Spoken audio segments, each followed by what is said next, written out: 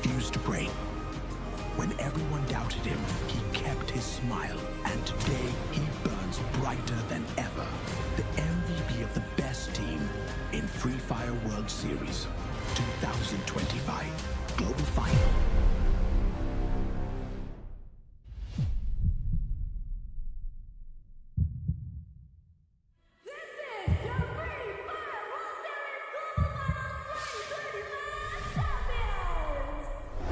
Since 2023, when Buriram United first came into the FFWS Global Finals with the roster of 2022's world champions, captained by two-time world champion Jonah, taking new recruit Wasana, the all-star lineup crumbled, losing to Brazilian rivals Magic Squad. Even though they finished second, many people still doubted them, especially Wasana. After a year, they returned to the FFWS with the same goal in mind. Unfortunately, their plans went sideways as Buriram finished third instead.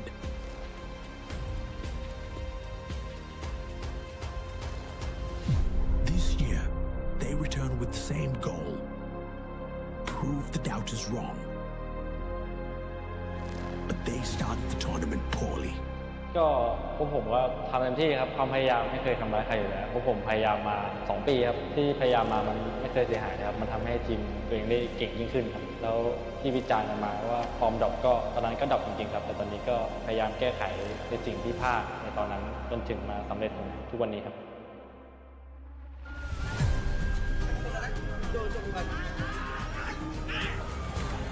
รู้สึกว่าอยากได้มากครับเพราะว่าโดนพี่เกียรติล้อกีนอนชอบล้อผมไม่มีแชมป์โลกที่ได้ MVP ไม่มีแชมป์โลกเขาชอบล้อกันนะคนทีมชอบล้อผมนะแต่ผมเกียรติคนเดียวนะกีนอนคนเดียวเลยชอบล้อไปถล่มเขาย้ำๆนะคนดูแต่ว่าชอบพูดมาแบบว่าเฮ้ยใครไม่ได้แชมป์โลกวะไม่คุยกับคนไม่ได้แชมป์โลกวะ Reset. Adapt. Burn bright.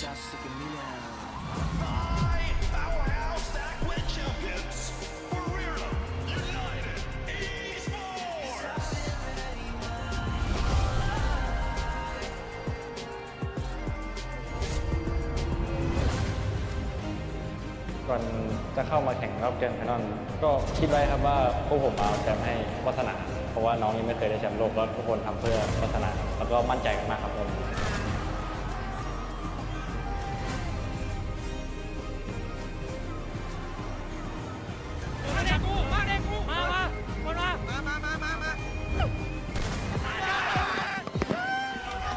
This year, they finally did it.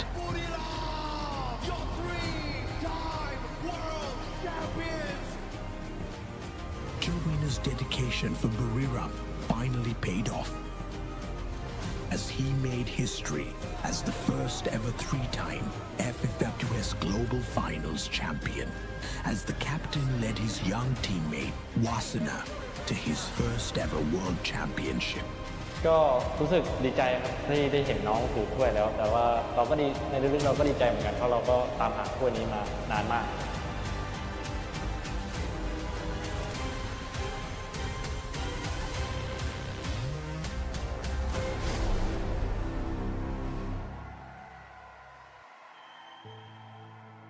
ก็มาแทนตอนนั้นเหมือนมาแทนพี่ไอ้นะครับแล้วเขาก็เมนกันว่ามาแทนเดี๋ยวคูดจะไหวหรออะไรก็ผมทำไม่เห็นแล้วนะครับ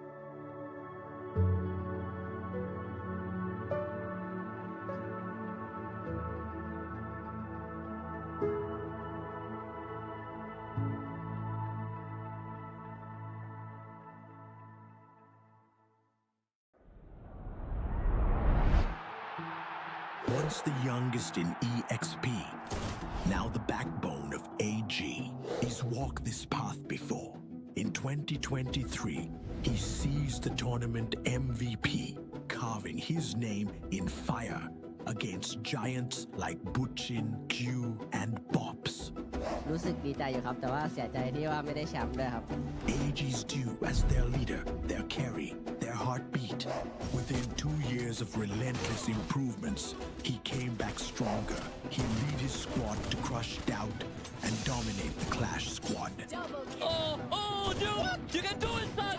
This is it! A swap MC7! Oh! Drags them across the finish line with an ace on Mag 3! From being the 2023 MVP, he has walked the talk, and now he proves the doubters wrong all over again, earning the first ever MVP and carving his name into history as the champion of the first FFWS Clash Squad World Finals.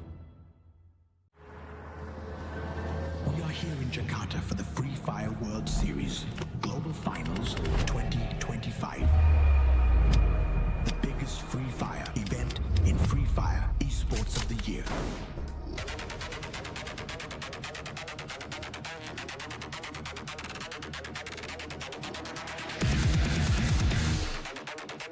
The knockout stage began, and 6 days decided everything. The best teams crushed doubts, First blood.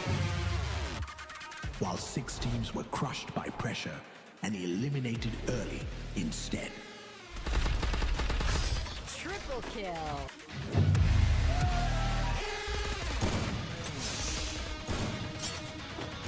Double kill.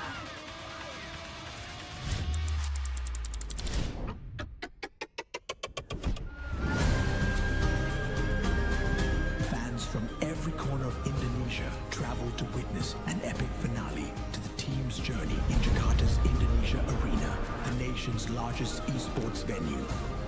Thousands of fans, lights, music, fire, energy, all building up toward the biggest show Free Fire has ever put on.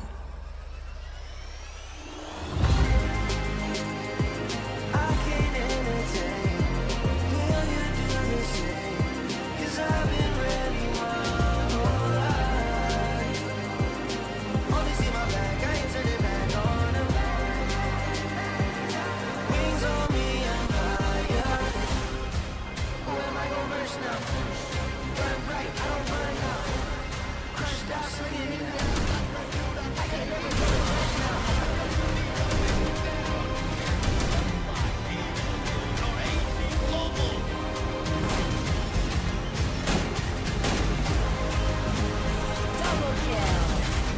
What an epic end to the FFWS Global Finals 2025.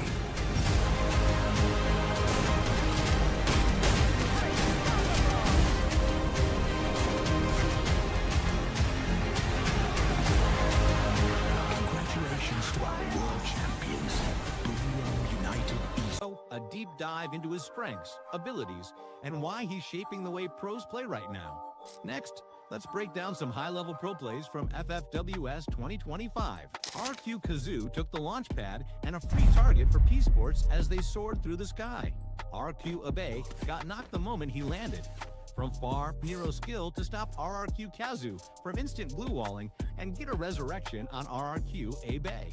Nero's skill also disables Joseph ability, allowing detection skills like Moko's to become who had to spend more time breaking Nero's plushie before they could safely resurrect. The damage from Nero's plushie continues to tick down their HP. Esports uses this window to close in on RRQ Kazu. With RQ Kazu's HP not full, Esports comes in for the cleanup. Meta shifts, tactical zoning, and anti-glue control, Nero brings a whole new layer of strategy to every fight.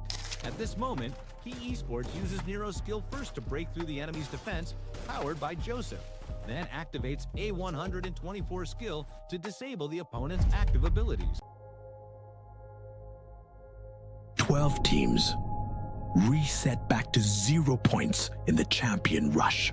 The grand finals bring pressure like nothing else, with unpredictable results, split-second decisions, pressure, and stage fright. This is where confidence decides everything.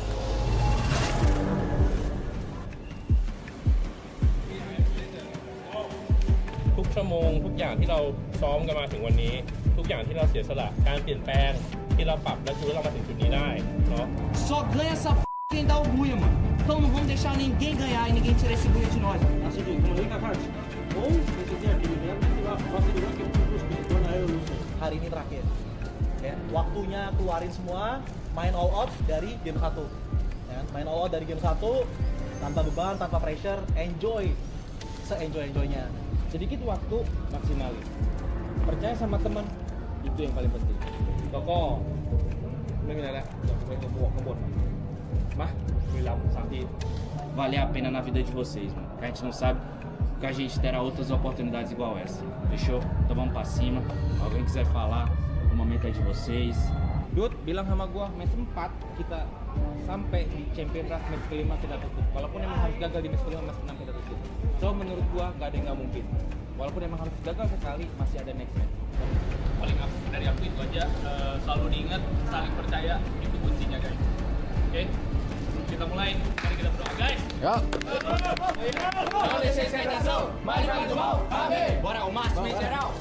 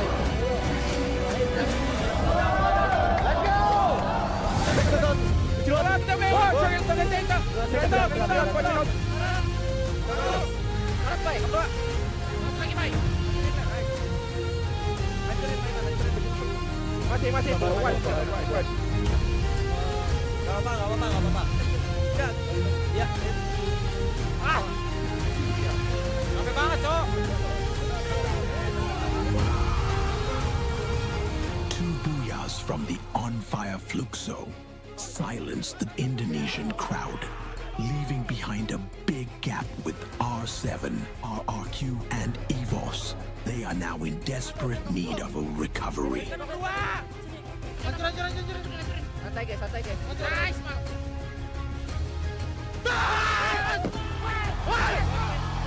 RRQ and EVOS finally recovering. However, Buriram is miles ahead of everyone else. The first to activate the champion rush.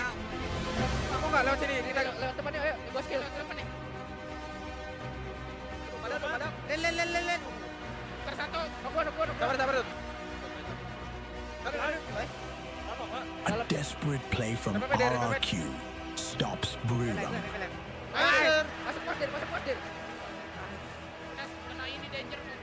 Giving Fluxo the chance to activate the champion rush with the booyah. Champion rush activated. Now two teams begin their race for the final booyah.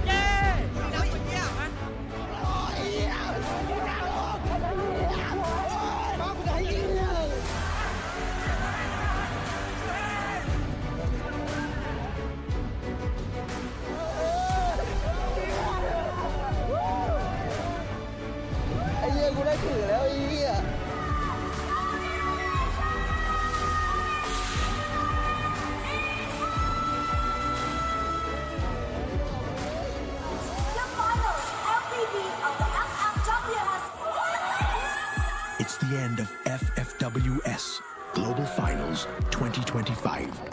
We witnessed doubts being crushed and history being made from the eyes of the MVP himself, Wasana.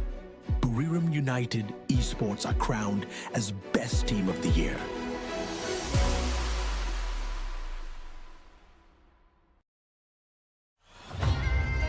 Who am I gonna verse now? Burn bright, I don't burn out.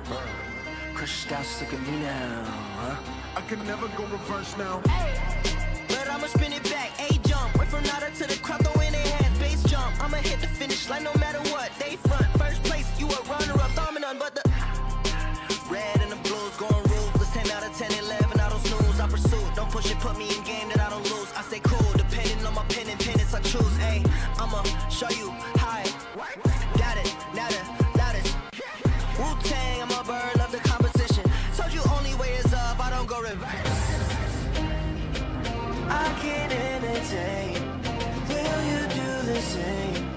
'Cause I've been ready my whole life. Only see my back, I ain't turning back on her. Wings on me, I'm higher.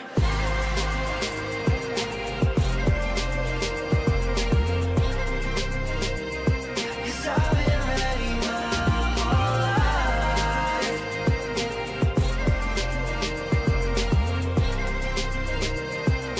Wings on me, I'm higher. Who am I gon' verse now? Who am I gon' verse now? Show me what it's worth now. I pull up in the can't imagine all these people wanna follow, missing in action. Paper planes, I'm a condos, made it from rapping, and I met role models. Thinking I'ma pass all the monogram on my body, the shit shout out to Virgil. Know that I'm gon' beat them like the shit that I put words to. Mama and the internet, two things that I just learned through. Hit it out of the park, so there's nothing to reverse to. I can't entertain. Will you do the same? 'Cause I've been ready my whole life. Only see my back, I ain't turning back on her. Wings on me, I'm higher.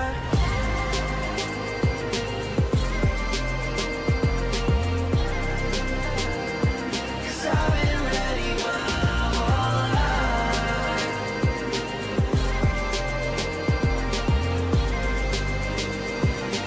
Wings on me, I'm higher.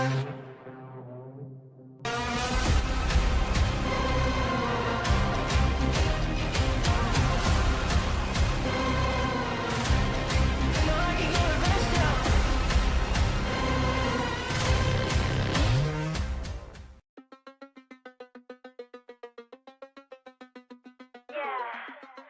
I got looks that kill. Let's go. Wild and free, got an animal in me. Once you see, you ain't never wanna leave. You think your eyes are fooling you. It's just the way my body moves. I bring the sugar and spice. I got naughty and nice. Get the cinnamon once, promise you want it twice. So come get a taste like dang. Got looks that kill, bang bang. I'm razor sharp, real sauce hard. Light it up, fireworks in the dark. Watch out, I'ma get ya. Don't leave, I will let ya. I'm razor sharp, really soft heart. I light it up, fireworks in the dark. I'm a non-stop thrill, I can lose that kill. I'm a little bit bittersweet, but you can pour some sugar on me. I'ma knock you off of your feet. Non-stop thrill, I can lose that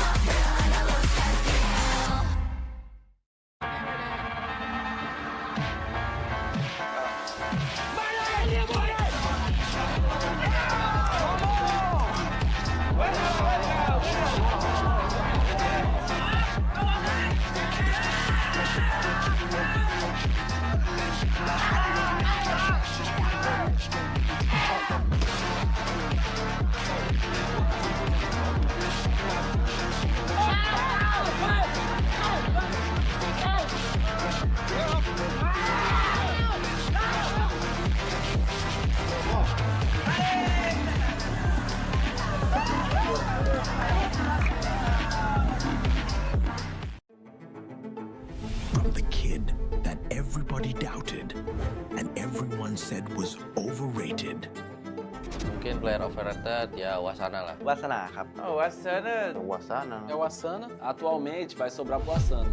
He is the only one who has never won any international tournament in his team. His hunger was higher compared to others. Towering in front of him, the same enemy, the two-time world champion. The same challenge for him to overcome again. Whenever Buriram needed someone to step forward, Wasana was always there first. Every fight he took was a risk. But that's what makes him one of the best rushers in the world. Oh, Wasana! Nolan notices him as LBT tries to take the trade on the map, but he turns around too late. The mini Uzi making all the difference for Wasana. Bina out in the open. Wasana looks to finish him off at this point. Bina drops as well. Ooh! Best rushes out there, the one and only Wasana. We do have Wasana. Oh, the one shot onto Blade. Wasn't even given a chance to be able to be picked up. And now Wasana pushing through for the team as well. Fearless and relentless, he created openings where none existed, winning duels no one else could. Buriram already have activated the champion rush condition. This has to be the moment. Buriram, your three-time world champion. 2 attempts, 2 heartbreaks, but he refused to break. When everyone doubted him, he kept his smile, and today he burns brighter than ever. The MVP of the best team in Free Fire World Series 2025 Global Final.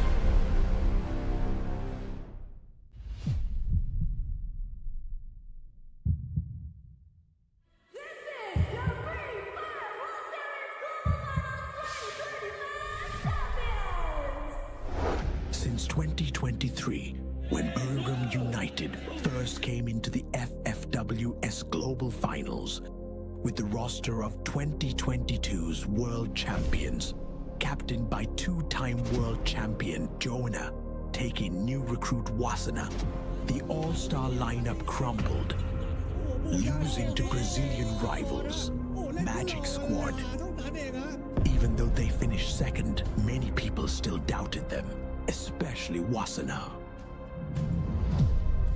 After a year, they returned to the FFWS with the same goal in mind. Unfortunately, their plans went sideways as Buriram finished third instead.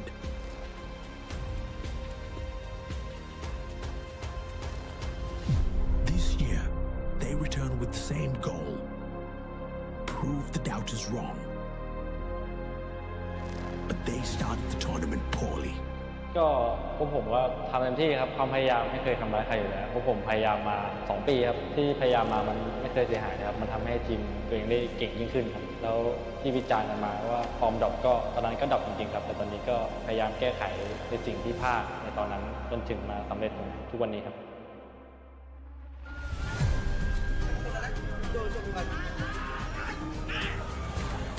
รู้สึกว่าอยากได้มากครับเพราะว่าโดนพี่เกียรติล้อกีนอนชอบล้อผมไม่มีแชมป์โลกพี่แต่ MVP ไม่มีแชมป์โลกก็ชอบล้อกันนะคนจริงชอบล้อผมนะแต่ผมเกลียดคนเดียวนะกีนอนคนเดียวเลยชอบล้อไปถล่มเขาย้ำๆนะคนดูเพราะว่าชอบพูดว่าแบบตอนว่าเฮ้ยใครไม่ได้แชมป์โลกวะไม่คุยกับคนไม่ได้แชมป์โลกวะ Reset. Adapt. Burn bright.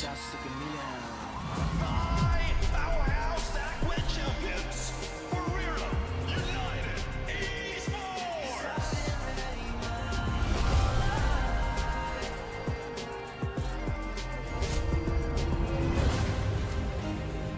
ก่อนจะเข้ามาแข่งรอบเดือนไฟนอลก็คิดไว้ครับว่าพวกผมมาเอาแชมป์ให้วัฒนาเพราะว่าน้องยังไม่เคยได้แชมป์โลกแล้วทุกคนทำเพื่อวัฒนาแล้วก็มั่นใจกันมากครับผม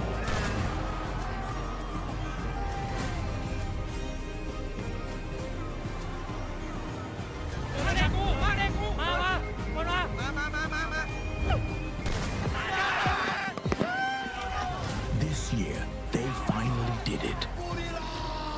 Your three-time world champions. Joanna's dedication for Buriram finally paid off, as he made history as the first ever three-time FFWS Global Finals champion, as the captain led his young teammate Wasana to his first ever world championship. ก็รู้สึกดีใจครับที่ได้เห็นน้องถูกถ้วยแล้ว แต่ว่าเราก็ดีในลึกๆเราก็ดีใจเหมือนกันเพราะเราก็ตามหาถ้วยนี้มานานมาก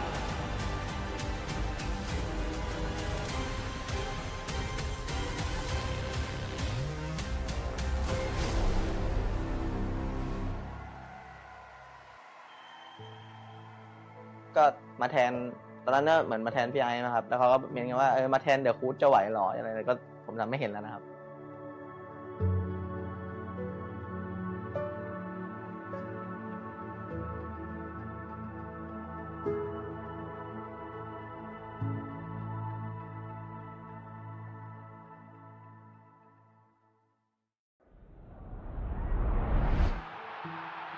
Once the youngest in EXP, now the backbone of AG, he's walked this path before. In 2023, he seized the tournament MVP, carving his name in fire against giants like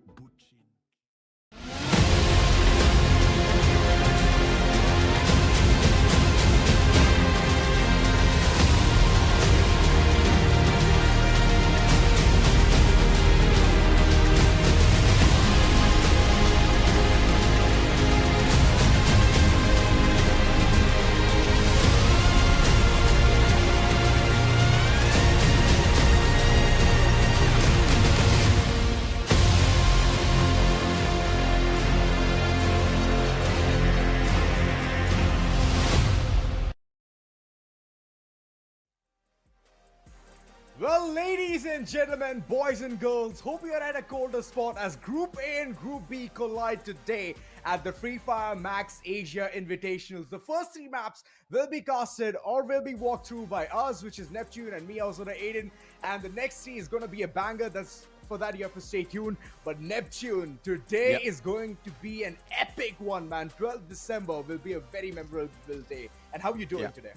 I'm doing great, and looking at the stats right now as well as the teams that would be introduced. And you did mention that it would be epic right now because we are going to introduce 6 more teams out here. And a lot of fans, I've been watching the chat as well, a lot of fans has been waiting for one specific team, Team Falcons from Thailand. And I guess they want to see how well they're going to play it out this time, and also those going against them in this Free Fire Max Asia Invitational. Because again, from when we started this competition, seems like no one has an idea on how each one would play, but well, a few of the teams being introduced right now seems like motivating those from South Asia.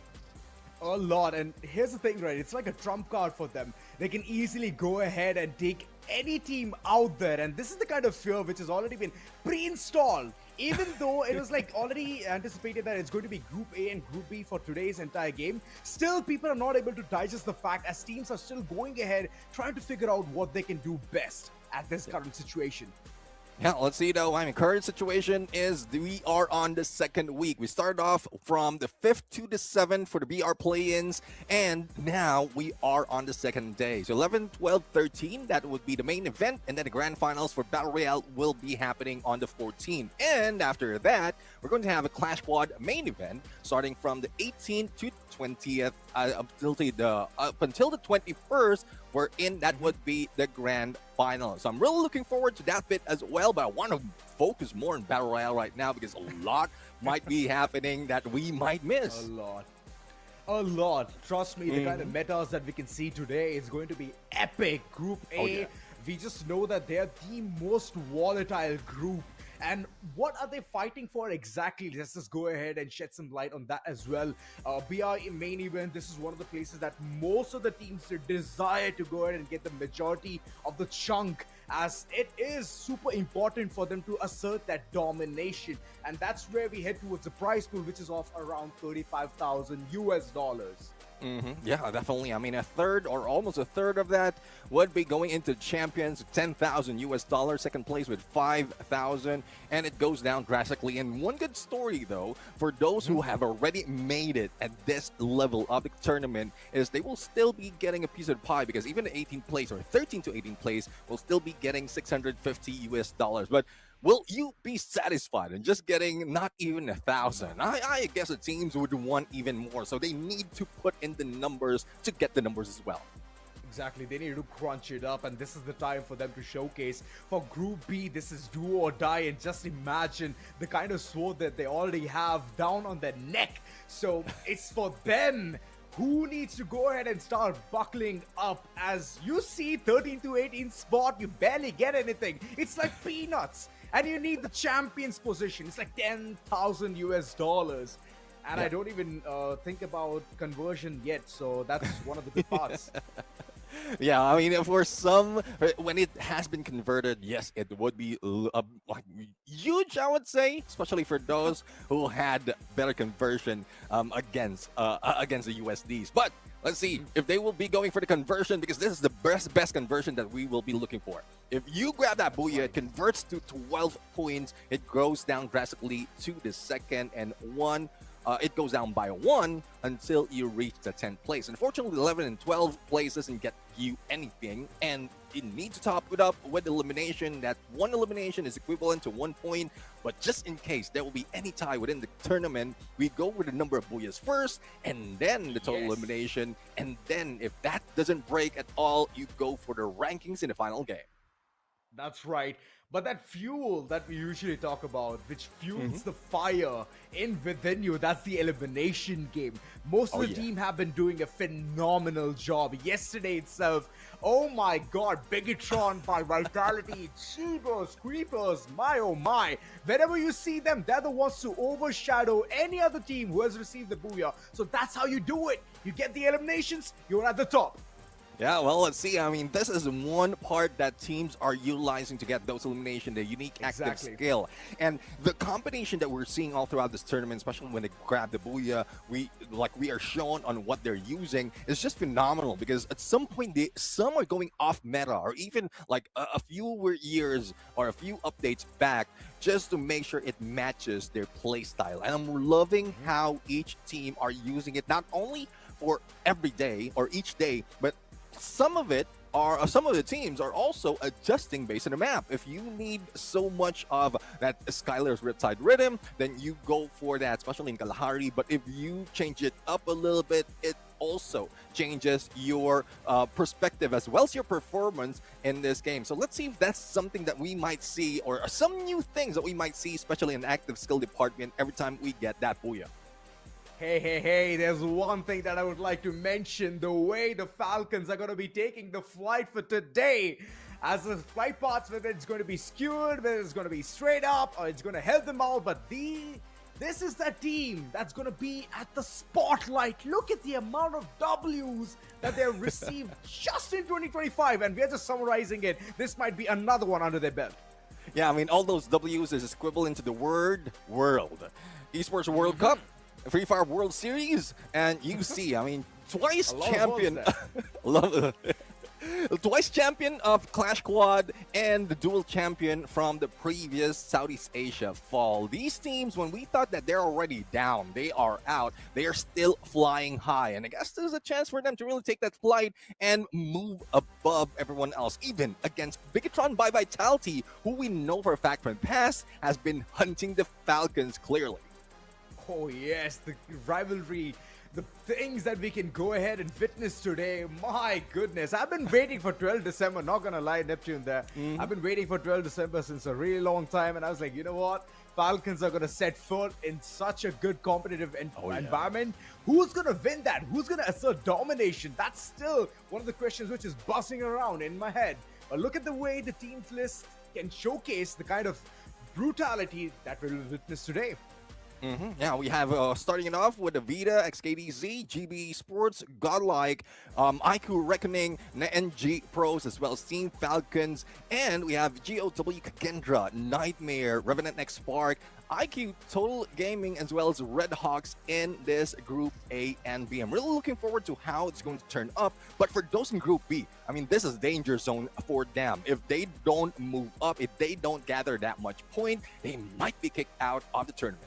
That's right, we are looking on you, God of Wolf, KAGENDRA, Nightmare, REVENANT, XSPARK, IQOO Total Gaming, then it's even Red Hawk. These are the teams that are right now at the brunt of going ahead and being called out of the entire tournament, but they need to perform today. Today is a chance for them to showcase how well they can up that elimination game. REVENANT, XSPARK, we have seen them. The moment they head towards the final days, they start performing so well. And that's where I would love to see this team clash it out against the best of the best. Yeah, let's see now the best of best right now as we look into the team highlight. And again, AVIDA XKDC, we've seen them perform from the BR play-ins before GOW take their place in that #1 spot. But you know for a fact that they have something of that thigh mechanics on them. And then we saw GB Esports, one of the teams that went in for the back-to-back Booyah. Godlike Esports also provides so much perspective in how to play it more strategically, and I want to see more of that in this fight. Oh goodness, NG Pros, Team Falcons, there's a really nice mix of their entire roster, and the way they have been performing so far, Team Falcons, they look undisputable. They're the champions of this entire 2025. I would say the entire year has been so good for them. It's been blessed, and that's where NG Pros, KAGENDRA, GOW, all three of them go ahead, and it's not even equivalent to Falcons. So let's see how well teams are going to go ahead. It's either going to be I would say a target on the back of Falcons to not go ahead and be able to perform that well in day one, or it's straight up them just flourishing again and again, soaring high right above the sky and getting those points. See if they will be able to do so, because we're seeing the last set, if I'm not mistaken, of the teams that will be fighting for today. We have Nightmare, REVENANT, XSPARK, IQOO Total Gaming, as well as Red Hawks. And for some of the teams that is part of this list,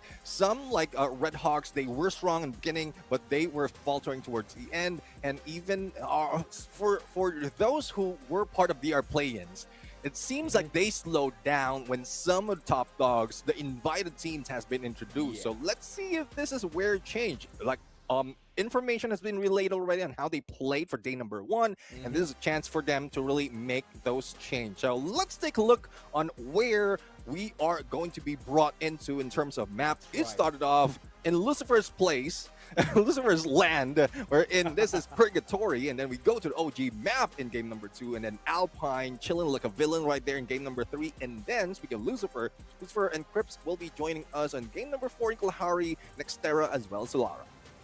It's a very fun mix. A really grueling competition right at the word go. Purgatory, Bermuda being such a map where most of the teams just know the defaults, know the meta of the opponents, but still imagine having that one step forward which will give them the benefit of the overall situation. That's one thing to master, and if a team knows how to harness it, then Bermuda is your map. Alpine, we usually say people love to chill here, but oh my god, the Snowfall has seen so much action, and sometimes I just say that it's going to be a landslide victory for a few of them. Yeah, it seems like on that area, it's not only snow that is falling.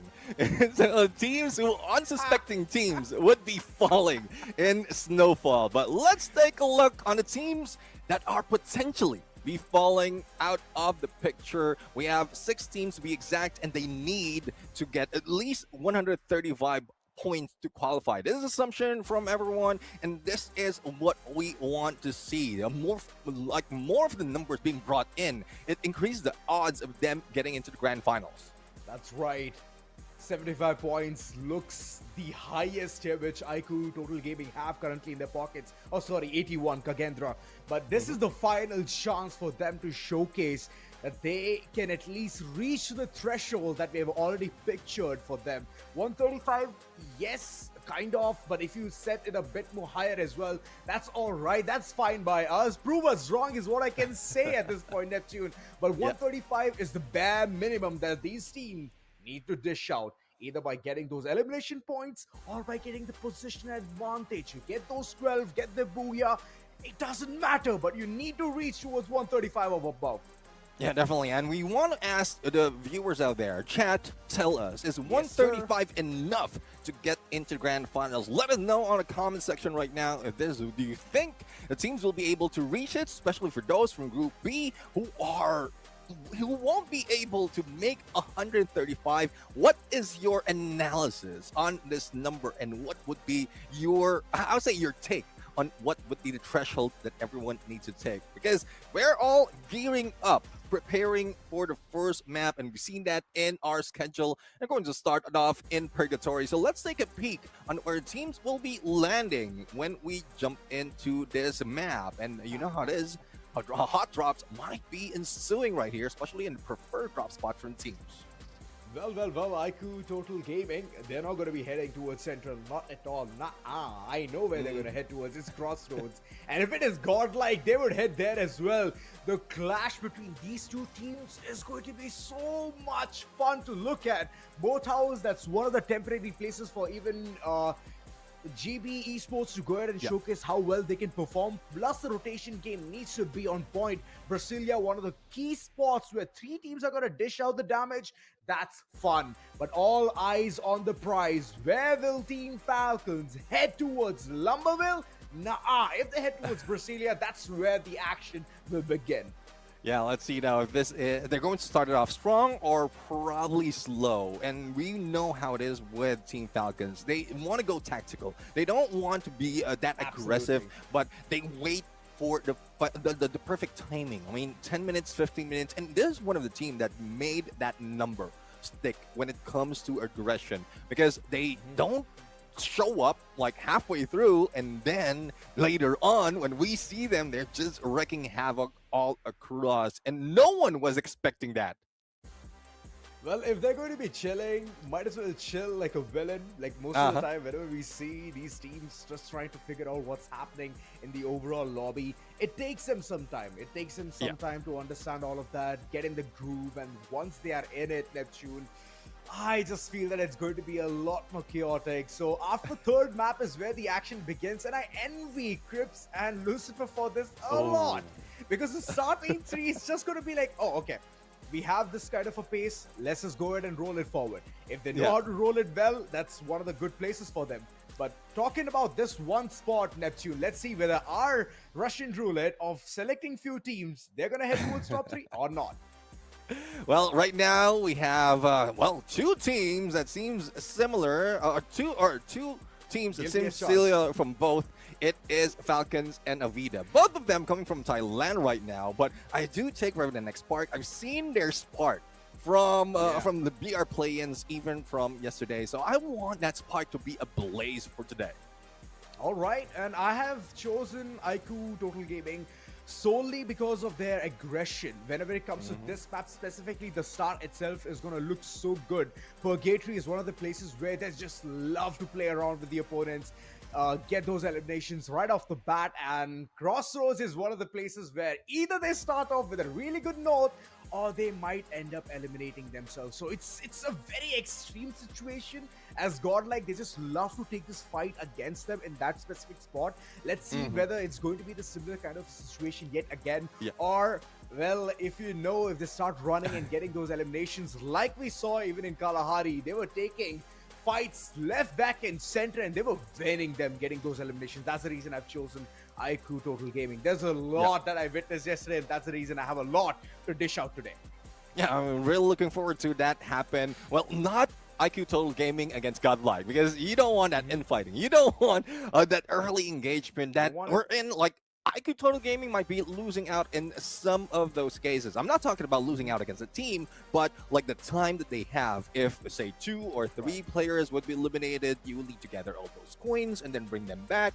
You are not even sure if the places surrounding you, especially those vending machines, are occupied. So there's a lot of risk. So for what I'm asking to the teams right now, unless it's a skewed flight path, go for a safe spot. Just keep it safe the first half of that match, and then that's where Poetic goes chaotic towards the end. I would say that's where R1 is going to come into the picture, Neptune. R1 is going to help them a lot in calling in the rotations, in even understanding where the opponents are heading forward towards. I've seen few teams, they love taking a very nice detour from the outside, from the blistering cold to the place where they can feel very safe, calling in the real estate, calling in the realtor as well to call in such good spots. That's one of the places that I would look forward towards, as a rotation game needs to be on point for today specifically.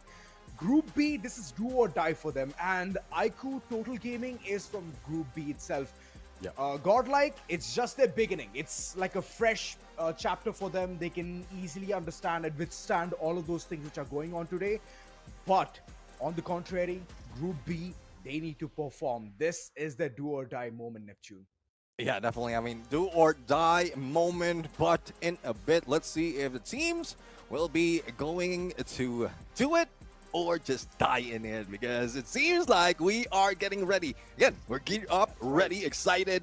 I'm up right now to see what's going to happen as we introduce our first game for today. This is Purgatory, and let's see if neither heaven or hell can save these teams who are unsuspecting in the battle. Purgatory. Well, this is one of those maps which purges the opponents, which purges those teams who do not get their drop spot. But this time we can see, look at the flight path, it's so diagonal, it's cut so precise that you can even head towards Moat House as well.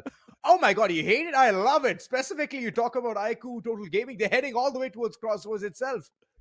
Yeah, I mean, you have, most of the time you have one map that throws everyone off. And I was excited seeing Purgatory as the first map, because most of the time that's where like the flight path is skewed, but not this time. Now let's see, this is where we're going to see a little bit of a battle right now, because he did mention it was perfect, the flight path cutting through. Only a few teams are meeting against each other, and GOW is one of those that's losing out in the fight. And you did mention about IQOO Total Gaming, they lost one of the players and unable to get a point out of it. So let's find out though if they'll be able to make that rotation, keep or revive their teammates, and then jump back in. Oh, this is a very standstill situation. I would love to get that EP, get the inhalers on point, just to prepare themselves for a battle. And I can see GOW itching to take this battle, but do they know that the opponents is just directly rushing towards them? Look at Yogi. This sniper just wants to rush right in, get at least an elimination or two, and that's right. There's another fight being brewed up. GB against Nightmare, and Nightmare so far they are faltering down. Yeah, I mean, they have lost one player. GoBopi has been revived, and Hitman has yet to be brought back. Now, we have full squad already, but information will be relayed where they will be dropping. Yakuza will need to be cautious, though. He's just in the front lines and might have Wada on a backstab. There goes the shot, but Wada is the one who goes down. And Reckoning, well, he didn't reckon to see an opponent right there, but there goes the finisher being done by Nightmare. 4 elimination already for the team, and it's just the first 2.5 minutes. GOW, they're also facing the wrath of Godlike. This is interesting. Things are just being molded. And it's like a clay, Neptune. This clay can form into a very good situation or a bad situation, rather. Aztec, he's been spotted as well. Nightmare, this is constantly going around, getting those elimination points. And right now, they're raked up to 4. Oh, let's see. I mean, it's engagement after engagement. Team versus team, going against Nightmare, and it's looking like a nightmare for the team. The only a good story here is they are winning those gunfights. So let's see the remaining 2. GoBopi moving in against GB Esports, going solo in a 1v2. I'm not sure if this is smart of him, but well, there you have it.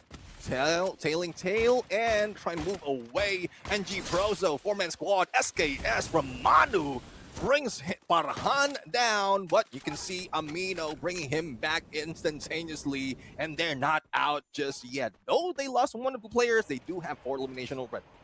It's a very widespread. I'm actually worried about Nightmare right now. Nightmare Esports, they're spread way too thin. Hitman, he's also taking his battle of his own, and Aztec. As long as I know this man takes no prisoners, he would love to get those elimination points right off the bat. And I know why you said what for. KAGENDRA being eliminated so quick? Yeah, that's the one thing which I did not imagine. Oh, definitely. I mean, I didn't imagine that as well. I thought that when they are introduced, they are going to rock it. And unfortunately, they rocked that bottom spot for this group. Now, NG Pros still alive and kicking. 2 elimination to their name, and earlier we saw a couple more elimination, if not knockdowns, coming from GODLIKE as they went for GOW. But well, they are not out of this game just yet. AVIDA though, like bringing in the numbers similar to Nightmare, 4 elimination already now as NG Pros. Now it's just they need to buy so much time. They don't have to be that aggressive. They're still early, and all they have to do is find out where Reckoning is. But I guess that's one way for you to find out. IQOO Reckoning, they have been taking that height advantage to perfection now. 3 teams is where they're meddling that fight with and constantly just getting those elimination points. That's lovely to look at, but I would love to see them come down that hill and get at least a team elimination. But wait a second. GODLIKE, they have been eliminated. This is very quick eliminations right off the bat. This is not even like the first circle being closed in. What? All right. A lot of surprises happening right here. So we saw GODLIKE being eliminated by GOW, a little bit of payback coming from the Vietnamese team. And IQOO Total Gaming right now, well, will need to go for the pickup. They are going against the players of Red Hawks, and one managed to move away, flickering out from that fight with the launch pad. And, well, Red Hawks would be in trouble if he gets spotted. But one good story, though, is there's still one into the mix that hasn't been seen just yet. And it's down on the other side. Flicker VSK against IQOO. Pickup can be done if you have a healing gun, and I guess Shoto has it, but more focus on Flicker right here. Yeah, Flicker could not go ahead and contain that moment onto IQOO. He did not get the elimination point. That's a really good sight for IQOO Total Gaming, but this is not it. They need to bounce back. This team, so far we have seen the aggression game to be so on point for day 1. Day 2, it's all of a sudden a very standstill approach, but GoPoo OP, he's going up a notch, jumping around, getting those shots on point with Bison nonetheless, and that's how you rock it. 8 eliminations, Nightmare, they're on an elimination spree, and this is how you begin the day with a banger. Yeah, definitely. I mean, Nightmare right now, GoPoo was just feeling a little bit lost. No elimination out of the 6 that they have already as a team. So why not go against 2? And he managed to grab it. Now, they are the elimination leader in this lobby. And who's following them would be GOW. But on the other side, well, we've seen AG Pros went in the battle, get away from it. Now might be seeing AVIDA x KDC right now, who is rocking the other parts of the map. Not even in the center, but let's see if they'll be able to get a glimpse of where NG Pros would be heading. Anusit a little bit too far behind. Good on the sniper though, but not in where they are positioned. There's a lot of compound that's covering it, and only Manu might be spotted right here, but everyone else is just heading for the bigger house. Oh yes, we can see those Winchesters as well. Oh, there you go, the launch pad sending them right away on the top. And this is the place where Manu can actually give his 2 cents as well. Aztec, he's in spot, shots on him, HP low, but he gets to breathe. He knows this is the time for them to go ahead and form a cluster and play as a single unit. Anu said he's way too far away from the entire crew. It's either he can go ahead and revive the entire team, or he can just stand there and land those shots. Let's see if he can land a shot. Nade onto the glue wall. Doesn't put up so much of damage right now. Taiwan up close and personal. M590. He needs to wait. He gets that angle, goes for the shot, but doesn't really go for the knockdown. But at least they have information, and even that ice grenade damaging Aztec little by little. Gives out that information with a Moko, and there goes a Valiant dash. Unfortunately, he was just waited on, and it is left to the two players of AVIDA x KDC to make it work. It's time for retreat. It is time to run away as Long Kong. They would love to go ahead and regroup with Anusit, but he's taking this entire situation with a pinch of salt. And there you see the golden ticket being punched in. Couple of players, they're back into the action, but not just yet. AVIDA x KDC, they were here. They wanted to take a fight against NG Pros, but NG Pros, they were one step ahead. It was a very nice confrontation, but in this confrontation, it's NG Pros getting 5 total elimination point. 2 all thanks to AVIDA x KDC. Well, it seems like AVIDA x KDC needs a little bit of rest. Anusit would be sitting it down for a moment as they go in for revive. And for the rest, well, they would need to move fast, because one thing about Purgatory, not only is the skewed flight path, but the water ending. And it seems like it would end in the water quite soon. Binoculars, though, onto Taiwan, and Team Falcons is heading on to him. So it's a Thailand rivalry that would be happening from that area just to the south of campsite. And let's see how well Taiwan might be able to defend themselves. For the others like IQOO, TG or Total Gaming, they need to move fast, because not only do they have they are on the hit list, but they would be outside of blue. Pina up close and personal, there goes the shot, and 180 on fire beats him to it. AVIDA lost a player once again. Mechanically gifted, and so far they have been making a lot of noise, specifically Limitex. This man has gone the distance in taking those fights, but giving them a really good competition is GOW alongside Nightmare Esports. All 3 of them dishing constant damage, getting those elimination points, and for sure day 1 is looking really good for the Group A folks. Yeah, I mean, it's looking really good, but for me, it's a little bit slow. But it's acceptable. Acceptable. Yeah. There's also 6 teams that will be introduced in here, and they don't have any idea yet on some of the teams, who, even for those who haven't played in the BR play-in. So, well, we'll have to find out right now.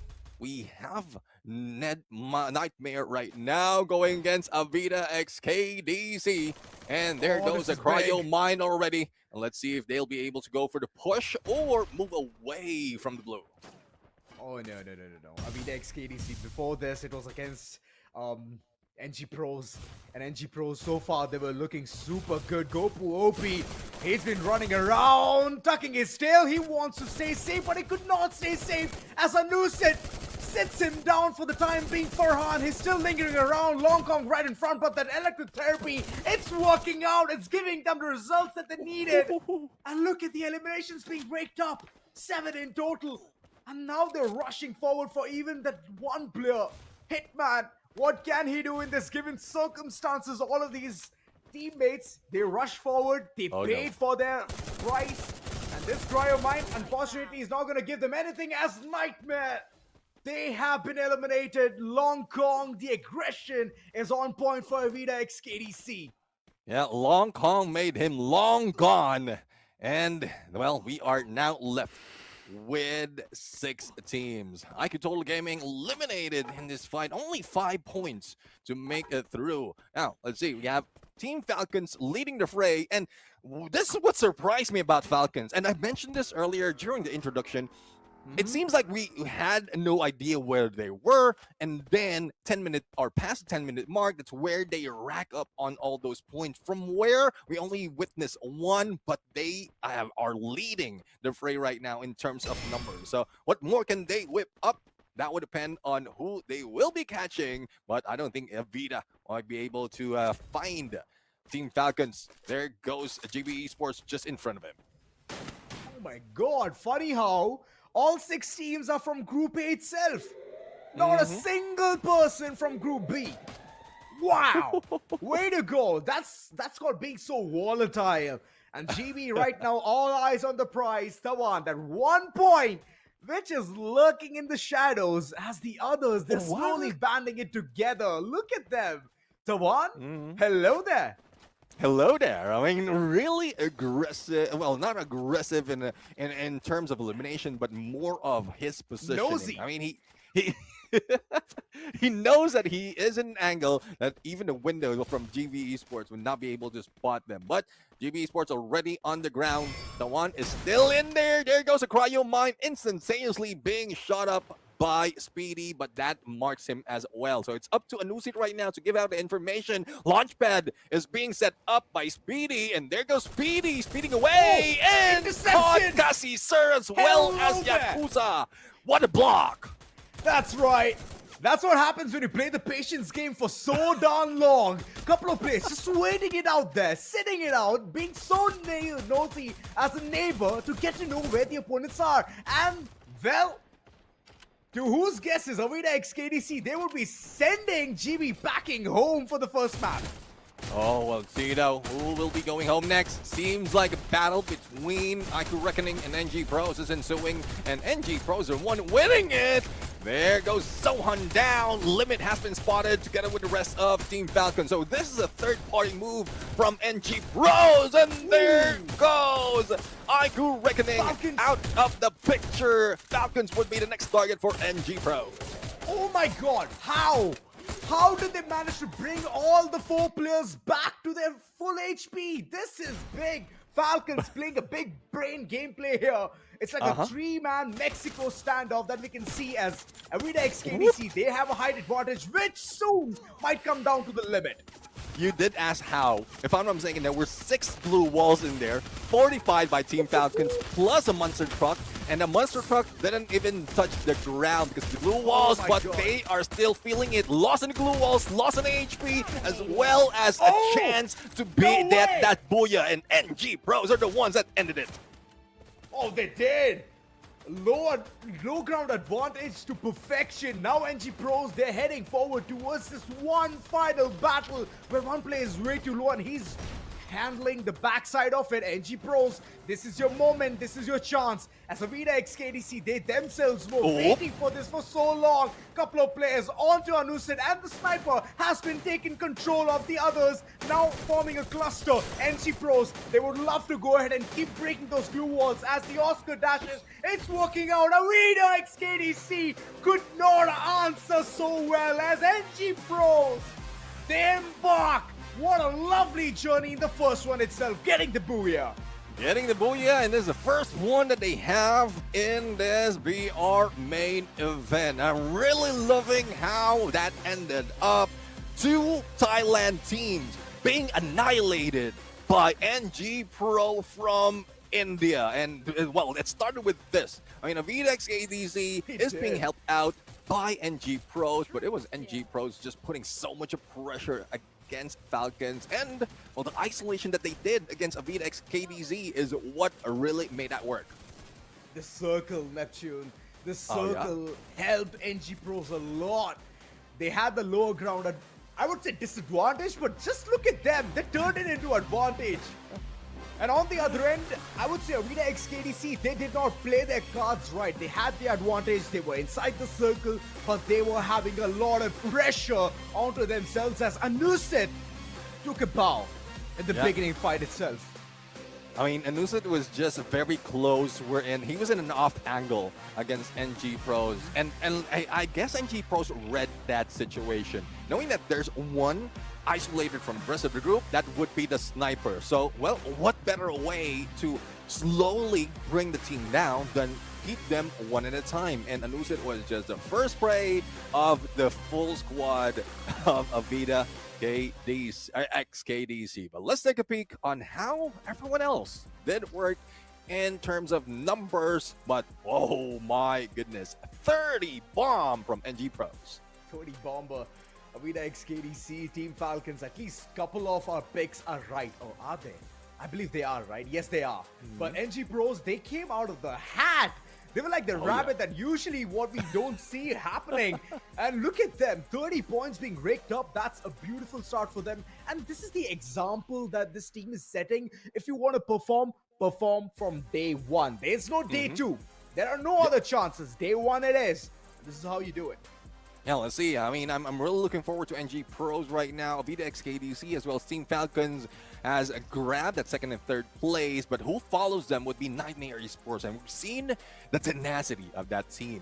Like 3 on the placement point, so that means they're not even halfway through. But in terms of elimination, they already brought that fire from India. But let's take a bow to our MVP. It's Anubhav right now, and he seems to be a support other than a rusher for the team, bearing that Cassie, that Electra or basic therapy as well as focus therapy that really helped the rusher survive even longer. Joseph Tiva as well as Olivia for more healing and quick pickup, and that M590 on his hands seems to be a little bit more deadlier, bringing 2909 on the damage and 4 elimination. That's right. I don't mind looking at the kind of eliminations that Anubhav has raked up. That's all right, but the kind of assists that we can see is massive. This man loves to take a fight. I do understand he could not complete it, but those fights help the overall team in getting those eliminations as well. Manu, we saw him taking a back foot at the final fight. That was a very smart tactic coming in. Being the sniper, providing the support alongside getting those eliminations was super important. Anubhav, Cropsy, both of them banding together was perfection in the end. Yeah, definitely. I mean, they are banding together, and they also have both a Thiva. So if any one of them falls down, it's instant quick pickup. recovery coming from them. Exactly. I mean, not even like it's half a second for a pickup for the first instance. Aztec, though, one of the player that is really deadly with A124, the bomber of the team, beastin in hand, like a little bit of strength in that throws, gives him more damage as well, and even more of following our MVP. So I'm really loving this performance from the team itself. It seems like it was very slow from the beginning, but we saw how it ended. They are not slowing down. With a bang, though. It started all with the fields, right? We were seeing them running around, trying to at least get an elimination or two. They were being chased by even IQOO Reckoning. And all of a sudden, those chasers were the ones to run away from the battle, skedaddle from there. So that's how you choose your fights. And once you're very confident enough in getting those eliminations and making the opponents weak down to their knees, this is the way you hit the spot and reach forward. Yeah, well, let's see, though, if they're going to hit the spot once again, or who else will be hitting that spot. But speaking of spot, we will have a little bit of analysis in terms of where they will be heading in terms of rotation from the drop spot. Because, well, there you have it. I mean, spread out, first circle, a lot of engagement has happened. We've witnessed that, but I want to see where some teams that we didn't really saw move. That's one Team Falcon. So they drop into like lumber mill, head to the campsite, and then slowly made their way out into the blue. Oh my god! They made their way outside and then they came back in, taking the fight against even IQOO Total Gaming. That's a very nice battle, I would say. This circle analysis is the best thing. It's like a highlight, which just showcases how teams were actually preparing themselves in the overall situation. The kind of eliminations that they got, and Nightmare, for sure, they cooked in the first circle. They were like the highest, but then moving forward in circle 2 and circle 3, they just could not get the grip, solid grip over the situation. So that's one of the places I would say that overall the survivability is the key to winning a battle royale. Yeah, exactly. I mean, survivability, that's one factor that we need to work on right now, and I'm really loving it at this point. For some teams, it seems like they didn't get that memo that you need to survive longer. They ended up, especially KAGENDRA, I'm sorry about that, but they were the first one to be eliminated from that game. So I want to see them move up. I want to see GOW as well, because it seems like there was so much pressure coming from GODLIKE, what is it, on the first instance, and then they didn't get that much in terms of point. Another team that I want to see would be IQOO Reckoning, because we've seen them perform from the past, from the play-ins, and there's more chance right here in Bermuda. There are a lot of chances. Moreover, Bermuda is a map where you can showcase your defaults, right?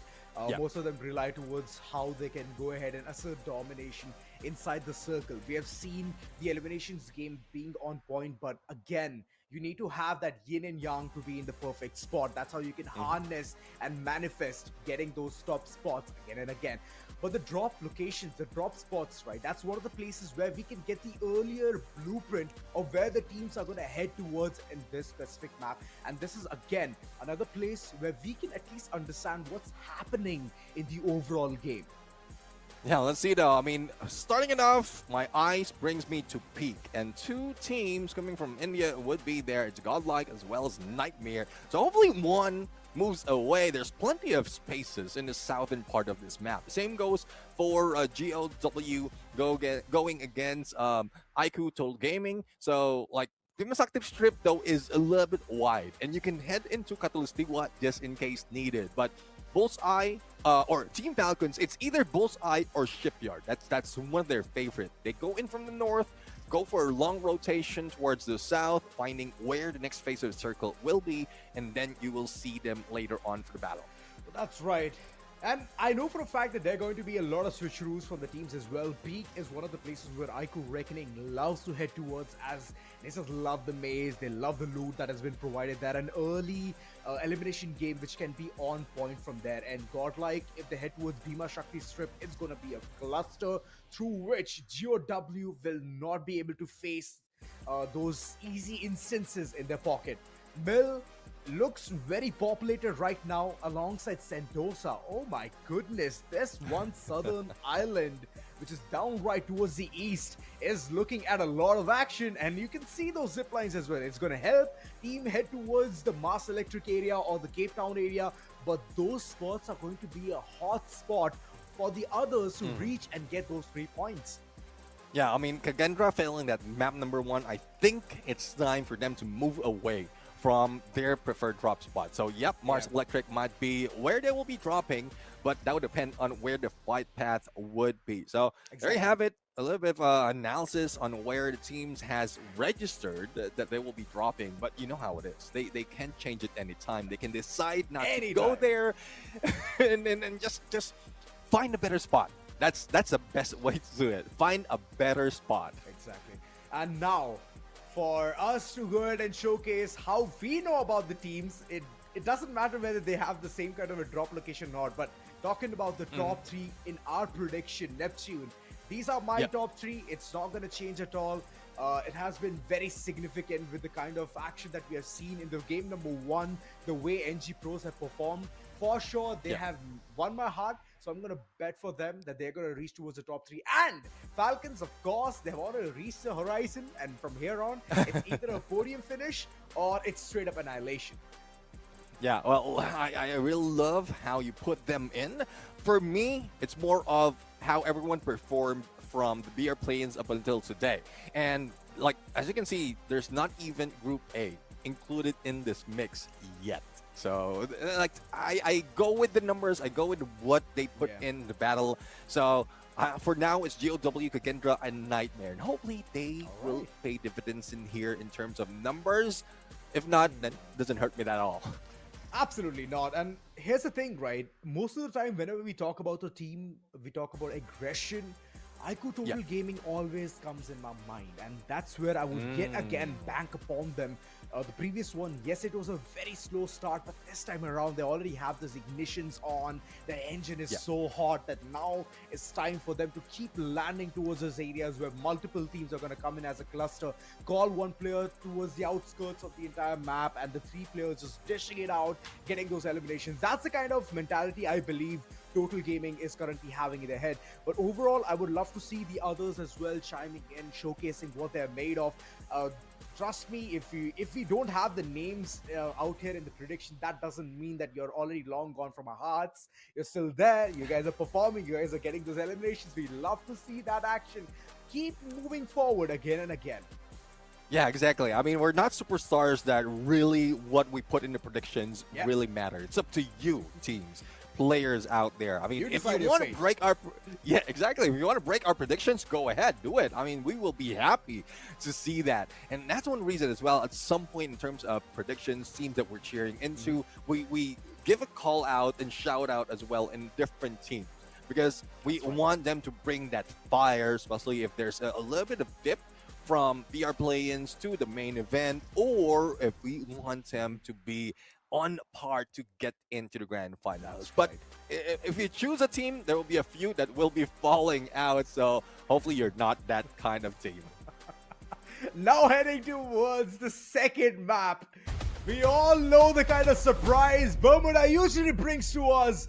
And this is one of the top spots for mayhem. All the teams all jotting down towards this one perfect area. The map is beautiful. It's the OG map. And in this OG map, we can look at the flight path as well. It's lovely. Heading from the northern end to the southern. Mars Electric being the last stop. Yeah, let's see though. I mean, so far, a little bit of flipped in terms of drop spot for the side of NG Pros as well as Team Falcons. Team Falcons didn't head to Bullseye or Shipyard as I anticipated, but they went into Hangar. Now, let's go in GODLIKE. First elimination against Yogi. And Nancy right now, Mini Uzi in hand, needs to regroup.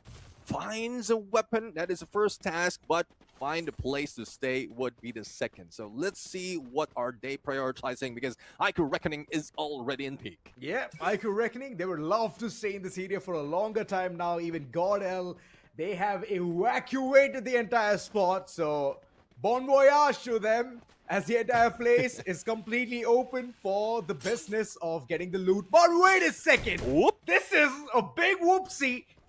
GODLIKE heading all the way in front of GOW, God of Wolves and Bulls. For now, they are falling back. There you go. The elimination has come through. The second knock as well. Marco and Nancy, both of them have no answer to the situation. And Echo, he's just running away. He would love to plug those couple of players back into the picture. And it feels like Echo is hearing sounds. Echo right now, because it is getting claustrophobic. Not only is GLW in front of him, but we also have IQOO Reckoning above him. So that's where he needs to be cautious. And Yogi moves out to find a vending machine. Well, have to go in for those revive first before they go full on. But GLW losing Demon, not phased at all. They focus on IQOO Reckoning, and Wata would be the first one to be spotted out. Wata. And look at the way Rip, he has his back exposed. Mafia, a couple of shots with the ACAT, and it's paying off. RIP, you need to run away from there. This is not a good spot. And usually whenever I say the rotation game being strong, GOW, they've been doing a very significant job up until now. Look at them.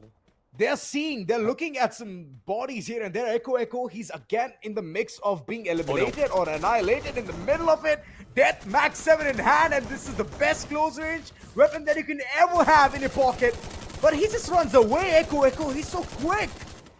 Yeah, I mean, so quick indeed. He did pull out that cryo mine, that plushie. But unfortunately, there's just 3 players from GLW, and there's no going away from that. Now, on the other side, we're seeing Red Hawks annihilating REVENANT XSPARK right now. And hopefully they can recover. But Red Hawks, I'm loving this side of them. Early part, go for the aggression. Hopefully they can go for survivability as well. Oh, all right. AVIDA XKDC. Contesting the contenders of Peak. What a lovely revival coming through, but Water instantly goes down, taking a bow against AVIDA XKDC, as they're the ones to go ahead and call in this place their sweet home. Oh, that combination of Valiant Dash plus that Sane coming from AVIDA XKDC right now in the rush. I believe that was Tawan, and he was just untouchable in that engagement. He just read through the opponents and also gunned them down. Now let's see how well they can defend Peak for the moment. But for IQTG, they have spotted NG Pros, but NG Pro doesn't want any piece of that action. They're moving away. Now the only question is, will they be able to move away that far? Anuvav did receive a lot of damage, and it's up to Cropsy right now to defend him. But it's a full squad up close and personal, and there's little to no chance of him surviving. NG Pros, they already anticipated this. 3 players pushing right on the bridge, and the others just sneaking beside, right under the entire team. So this is a very good maneuver, but all this time, I thought IQOO Total Gaming, they're completely silent, but they themselves are making some really good noise. They would love to be in the top spot, getting those elimination points in their pocket. But so far, they have just received just 2. KAGENDRA on the other end, they have been so isolated. What happened to them, Neptune? I mean, they want to go at least placement point. Like, they don't want to go down early. Like, we've seen that earlier. They went aggressive, a little bit too aggressive to my liking, and now they're slowing it down. But the only problem, though, is from Cape Town heading into next phase of the circle towards the north of Kotatua, it's open spaces. Yes, there's a little bit of dip that they can use as cover, but they don't want to be that careless. At least have a binocular on that first place, that place first before they go in for the rush. And I guess there's a difficulty in pulling that off because they have a hit list on them. There are so many teams that have dropped the clanker. They've given away the information, all thanks to the hit list. And with that said, so many teams being highlighted just showcases one thing, that is being so prone to enemies. And GODLIKE, the only best thing that they can do is keeping the wolves outside the door. Well, let's see if they can keep them out, close the gate, stop them from barking and biting. But GOW trying to bring down the Red Hawks, and Demon, a little bit too aggressive though, not even a cover, going against and putting pressure against 4 players, if not 3 players of Red Hawks. Now, Demon though, great shot onto the side, but received a little bit of damage, but this might give him an open spite of the LMG in hand. That would lose out on the mag, as well as the revive would take so long. So hopefully he will not be an open, but Flicker says no! Stop it, Demon! Oh my god, Flicker! We've seen him hit those shots. And for now, they have been isolated. Alright, Death, this is your time to run away, but look at him, Winchester and Tum Tum. That's the only sound that we can listen to at those eliminations. It's coming forth. This is not at all a good situation, even though he's at the disadvantage. Finally, those shots land. And for a second, I just got concerned here. Well, the thing is, it's not coming from Red Hawks. It was coming from GODLIKE. So, I mean, the gods, or GODLIKE, I would say, are meeting up in this battle, denying each other up elimination. But Demon's still at it. I don't know how much ammo he has on him, but seems like he's not running out. It's a handful. Trust me, that's an LMG which keeps going on. It just keeps going brrr and brrr. Finally, putting the entire situation to a standstill. We can see XSPARK yet again charging forward. All right, grenade launcher in hand. This can be good for them. And finally, eliminating the entire team. GODLIKE can rest, reset, and call it a day. And not so soon, though. I mean, they call it a day on the other side. Team Falcons, but bringing down JB Esports.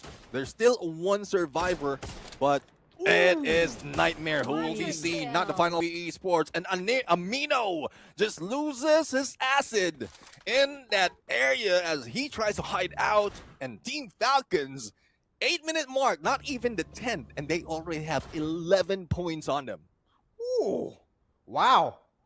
That's one way to go ahead and launch yourself. This is the best part about this specific map, Bermuda. It just gives you so much room to be in air for a longer time. And look at Keroro. He took a detour and he's like, you know what? Let me do this better.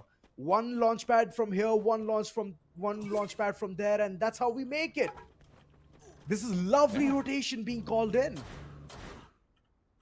Well, let's see though if they will be able to make that change. So it's 2 catapult already that has been pulled in by Falcons. Oh no! Limit! A little bit too risky. Going against IQOO Reckoning. Door or the gate was closed on him. But there goes the Cryo Mine and the Lightning Bolt on them. And Roneath with a God Nade against Limit X7. Stopping that sniper, and the rest of the teams will try to scramble. Floor is lava. You better run, Falcons. As another team joins the force. Oh my god, this is a big cluster through which the lightning is also striking twice. This is the situation which Falcons were creating all this time, taking one launch pad to the other, trying to bamboozle Reckoning, and it did not work out. That's the worst part. Now they're going to rethink the entire strategy. Yeah, I mean, it's a full reset right now, and it's just unfortunate. I mean, they tried their best to make it work, but, well, let's see, though. Falcons right now, a little bit of highlight on fire, Damage King. Now, let's take a look. GB Esports. Earlier, they had only one player, and they are being wrecked by Team Falcons. But that final player did manage to revive the full squad, and they are in good position right here. Just hiding out. No pressure at all, and it is Cassie Sir that needs to be protected, to be honest, with that hit list. And let's see if they'll be able to get away from harm. For Godlike, though, 11 elimination. Echo with a God Dade against Manu, and NG Bros might be in trouble. All they have to do is close their eyes and wish for something better for themselves. Godlike, a lot of aggressiveness, and that aggressiveness is paying so much. And you were saying about dividends? They have the entire IPO to their name. Well, let's see. Let's see if they will be able to continue this on. Oh no, KAGENDRA already spotted. Not quite sure if the same goes for KAGENDRA against Godlike, but Yogi, well, gives a signal for the fire, but needs to pull back just a little bit. They are in that phase of the circle, pulls out that mini UAV or UAV light to get information of where the players would be rotating. But for GB Esports, well, they're not the ones dealing with IQOO Reckoning. It's Revenant XSPARK from above, raining fire against them. Oh, that was so unlucky. Sohan wanted to revive his fallen comrade, but it did not work out till the last second. He did want to save him, but it's all right.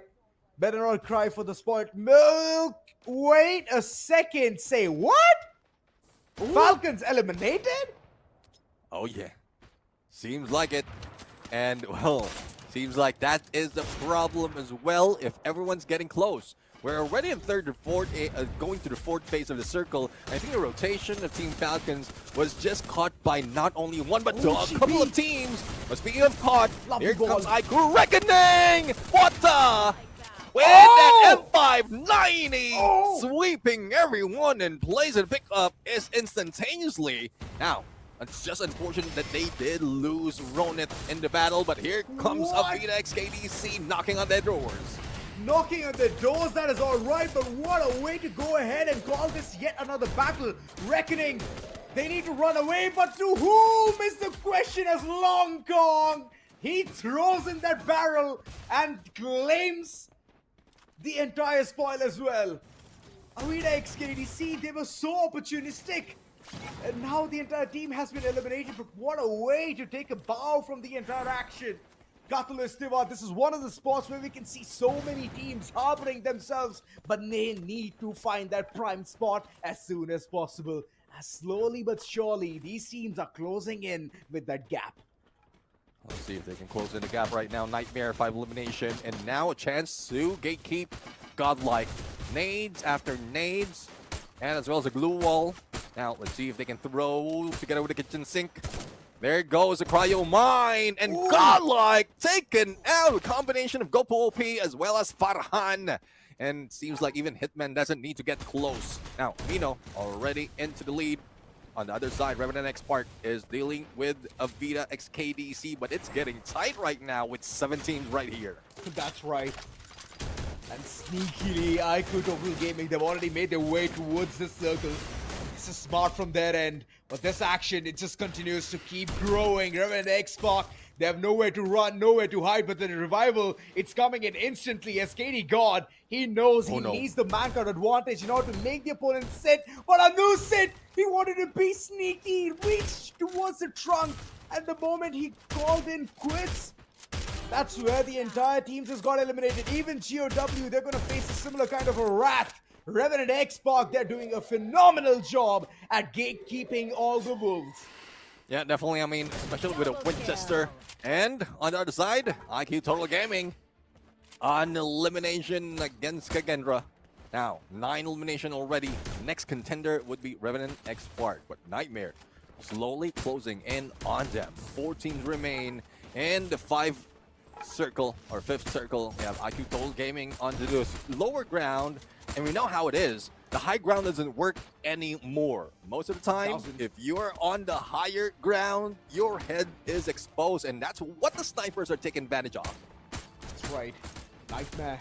They have 7 total eliminations, eliminating one of the big teams. Godlike having like 12 points on their name. So the confidence, it doesn't matter how well the opponents are going to rush towards them. It's about the firepower which Nightmare is holding at the supreme spot. They're at the smack center of the circle, circulating, rotating, getting those eliminations. But Revenant XSPARK in the midst of all of that, they have been eliminated as well. This is a back and forth trade coming forth, and NG Pros, they want to stay inside the circle, but they have very less man count as NG Pros, they get eliminated. All thanks to IQOO Total Gaming. Now, the final 4 battle it out just to showcase who's the best out there. But Farhan, he could not get the grip of the overall situation. I mean, he's set towards the backline and Hitman is providing the support. But for how long? He needs to join in into this battle, but he cannot do anything, standing way too far away from the entire team. But somehow, he does manage to get 1 knock. It's still his word against a couple more players. What can IQOO Total Gaming do right here as Hitman? He has the confidence to go ahead and clutch it out even in a 1v2 situation. Delete M590 in hand. That's the best weapon that you can choose for a close range battle. And now healing it, reviving the players. This is big as all 3 rush down in the throat of Hitman and just win this booyah straight up. Yeah, I mean, booyah straight up in there. Total annihilation coming from IQOO Total Gaming. And I'm really loving that final bit. I mean, last 4 all coming from India. They understand that the rotation. They understood where everyone is. And Total Gaming was just wrecking havoc all throughout. And it was just a matter of time on that final moment. It's a 1v3 situation. And it's the isolation that I am really seeing IQOO Total Gaming is doing quite well. Even in that aerial view that we had earlier, it's more of not heading in one direction. They're heading in a different direction, cutting off the retreat of some of the players from if I'm mistaken, that was Revenant XSPARK, and then everyone else was just falling down like flies. No, that's one of the things which you highlighted very well, Neptune. That is the isolating fights. But what was Nightmare doing when all 4 players were trying to go ahead and dish it out for the final battle, duking it out? You need to provide the support. Hitman from afar, he thought that he can be of a big significance, but unfortunately, right behind the glue wall, you get very less information on what's happening. And that's where IQOO Total Gaming, they just were spot on. Had like 3 players just charging forward and they just had the turbo on. Well, they had the turbo on and hopefully it doesn't shut down, because if he hit it up so much, it might die down later on. But unless they are prepared to go all out all throughout the day as well, then there's no problem, no question at all for IQOO Total Gaming. But as we look into the game standing, let's take a peek as to where everyone would be. IQOO TG, 28.16 elimination. That is insane. That is insane comparatively in this entire lobby. I mean, we have already seen a 30 bomber coming in the previous one. So 28 is a bit decent, judging by the way the firepower is already there for the likes of IQOO Total Gaming. And the others, Nightmare Esports, we did see them shine a lot, but those elimination games did not pay them off that well. AVIDA XKDC is one of the teams that I saw for a longer time. They took a really good battle against IQOO Reckoning, but unfortunately later on moving in towards the circle did not pay them quite well. Team Falcons, I do not know what happened there, but this team was on an elimination rampage, just like Godlike. Yeah, I mean, they were an elimination rampage, but unfortunately didn't survive that long. So I don't know how it is. Probably they were not that safe on rotation. So let's see on how they will be able to recover later on. But it's not so much of a recovery. They've done so much already. They are only on their second game, so there's little no chance that they will be falling down, demotivated at all. And there you have it. Today's standings. Out of the 12 teams, it's NG Pros taking the lead, followed by IQOO Total Gaming Esports, 41 and 37 just for today. And AVIDA XKDC, they're trading right behind with like a couple of points down. Team Falcons 31. I mean, for a team who has been so impactful for the entire year of 2025, 31 points, nah. That's one of the things that we do not expect. You can do a bit more better than that. Nightmare Esports 31 again sharing the same spot as Team Falcons, but all thanks to the eliminations that Team Falcons have already gained. That's a really good situation for them overall. Red Hawks on the other end, I would like to raise some concerns here alongside KAGENDRA. Both of these teams are parting ways way too earlier, even though they're playing in for the long hours, or I would say till the third circle. They're not able to get the maximum out of it. The eliminations, it looks so weak alongside the position advantage as well. But talking about this one specific player that is going to be delete, instantly looks at a player and deletes them. That's one thing. I mean, there's no recovery after you get hit by delete. Cord right there as a weapon. I mean, that's an LMG that acts like a sniper. And that's deadly. If it wasn't so heavy, doesn't slow you down, I would be using that all throughout. Imagine like so much of damage, magazine size is huge as well, and you know how LMGs can put so much of pressure. But also, in combination with the A124, Alvaro, and being a bomber of the team, there's just no way out if this guy, Delete, is in front of you. You know, Antonio was recently a big character in the entire meta, but all of a sudden, they did not find a lot of value with Antonio. But finally, looking at a player yet again bringing the old meta back into the picture, that is a one treat to watch. So overall, let's go ahead and look at the team stats as well. Good amount of contributions from every single one of them. And I can see Shoto. This guy was itching to take a fight again and again. Oscar, of course. Silver Spoon, yes please. And alongside Thiva, that just helps him to be much more well-rounded in providing support as well for the team. J-Beams makes him more chonkier now. Yeah, definitely. I mean, plus that Olivia being introduced for the side of Ayush, that gives more of a recovery for everyone. A healing touch, I would say. And I'm like the combination overall, actives and passives, I'm loving this. They've studied and worked this up to this moment. Now, let's see though in terms of numbers. So it's more of the Elite as well as Mafia who has brought in so much. And well, in terms of assists though, Ayush from afar away, he gives so much of shot that he can assist with 8. But total points overall for IQOO Total Gaming, that was a great game overall. Oh, well, I just love this bit of every single thing. You know, the analysis part of it, whenever it comes to the circle, downright we understand what just happened in the entire map, which we miss out, you know. Usually, whenever we see like so many teams fighting it out, dishing it out, getting that damage counter to be up, we usually miss some fights. And this is the place where we can go ahead, relive it all. And it's good for us, not good for the teammates or the players though. Yeah, I mean, it's more of understanding how rotation is, and like this is good information. I'm worried for the teams who are doing their best in like just finding a good spot to rotate. Now, I'm still taking a look at what happened in some teams who surprises in being taken out early, and I guess they were just gatekeep overall. But for those who are the final 4, they are coming in from different side of the map, and it's only NG Pros who ended up in the middle, waiting for the perfect opportunity. But unfortunate for them, there were 2 waiting, and the Booyah has been grabbed, all because they are all around the place, like couldn't be held into one area. And that's one great thing about a team just like IQOO Total Game. You cannot contain them. You need like a wider circle in order to do that. Or like a very claustrophobic lift in order to squeeze them tight. But Falcons in third circle itself, they gave up. I mean, the kind of battles that we were seeing, I thought that it's going to be a longer time for them to survive overall whenever it comes to the survivability of it. The first game itself was a really good example as we speak about it. Reaching towards the top 3 and then having such good covers, but unfortunately the height being the disadvantage for them.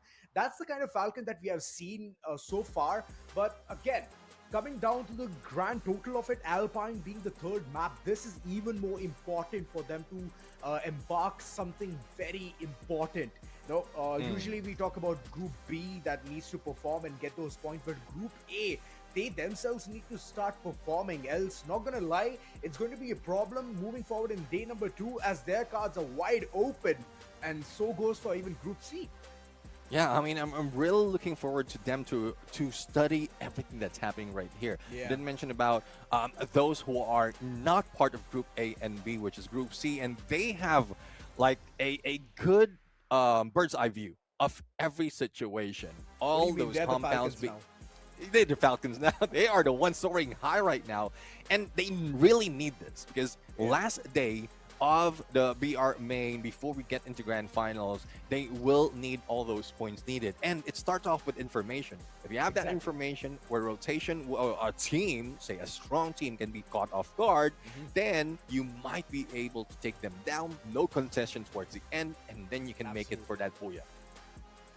Well, that's one of the places that I would say most of the teams need to start getting a grip over the overall situation, because that's super important. Leading or moving forward in the upcoming maps, things are gonna get even more chaotic. So in order to go ahead and get that nirvana in chaos, it's extremely tough. And now moving forward towards the preferred drop spots, this entire map reeks of a lot of shenanigans. Yeah, Railroad KAGENDRA, nah, that's not how they do. They're gonna, of course, head towards the smack center and run rampant this time around. That's the confidence that they're lacking, Neptune. Correct me if I'm wrong. Well, I do agree that some of the teams will be like just bluffing us on drop spot right now and then changing it later on. But for now, I love that we have I would say their initial drop spot, or the idea of them dropping in here, hot drops overall, Snowfall, Militia, as well as River Mount. But it's more of how they rotate towards that area that I'm looking into right now, because early engagement, it seems like it doesn't eliminate a team quite easily, especially in Alpine, wherein you choose a hot spot, and then you have a vending machine close to it, and that's one reason as well, like, teams decided on it, because there is a vending machine they can bring back their teammates and then continue the battle. It's more of the rotation that they need to work on from those drops. Oh yeah, the drop spots, it's just a very nice narrative onto how the teams are going to start rotating eventually. Vantage Point is completely empty. I don't know why this one island is always empty. It's a lovely spot to be at, man. If I would get the opportunity, I would always land there. Yes, Neptune. I mean, this is a battlefield. It's not vacation. Vantage, yes. If you're going for a vacation, go ahead. Drop there. Like, stay in there for the longest time. It's also on the edge, though. So you won't be, like, it's only a few minutes that you can stay in there and just cherish the scenery. But let's see, though. It's something that they can use probably if they need to chill. A chill pill, I would say, with all the chaos that we've seen the first 2 games. Yes, go ahead. Go ahead and drop the Vantage. Take that chill time. And then go in as a villain, step in the fray. True that. I'm talking about the top 3 prediction. Ours is right here. What about you guys? Have you already mentioned it in the chat section? It's all up to you. It's up how well these teams are performing. Neptune, I would say I didn't anticipate that IQOO Total Gaming is going to be so rampant in the previous one, but they did manage to do all of that. So I think this is another map where they can showcase their A gameplay. They're going to go rampant. I've seen them in the previous times as well. In the previous tournament, they've been super good, but not against the opposition, specifically the teams from Southeast Asia and all of these areas. So that's one of the places where I would be a bit more conserved about what I've chosen. But GOW, they need to be more explosive. Similar thing goes for even Falcons. I'm still betting on Falcons because Falcons have that kind of an aura that anytime, any moment, any place, any map, they can change things. Yeah, change things. And earlier we just saw them change things, expecting to be a champions and then falling down a little early. So yeah. But no. Jokes aside, I want to see really like teams that are wanting to catch up. And IQOO Total Gaming, seeing that, like getting that booyah and then flipping the script. In terms of Alpine's performance from yesterday, they only got 3 elimination and 3 in the placement, total of 6. And because of they're hungry, and hopefully the booyah curse doesn't hit them right here. They're hungry for points. They might be getting so much more. So the hunger, I feel sometimes it's good, but sometimes the hunger might just take you down. But now moving in towards the map of Alpine, things are going to get very scenic. We always enjoy this map when it comes to the snowfall area or the kind of showdowns that we usually see in and around those parks. But this is one of the places where most of the teams, they just activate themselves.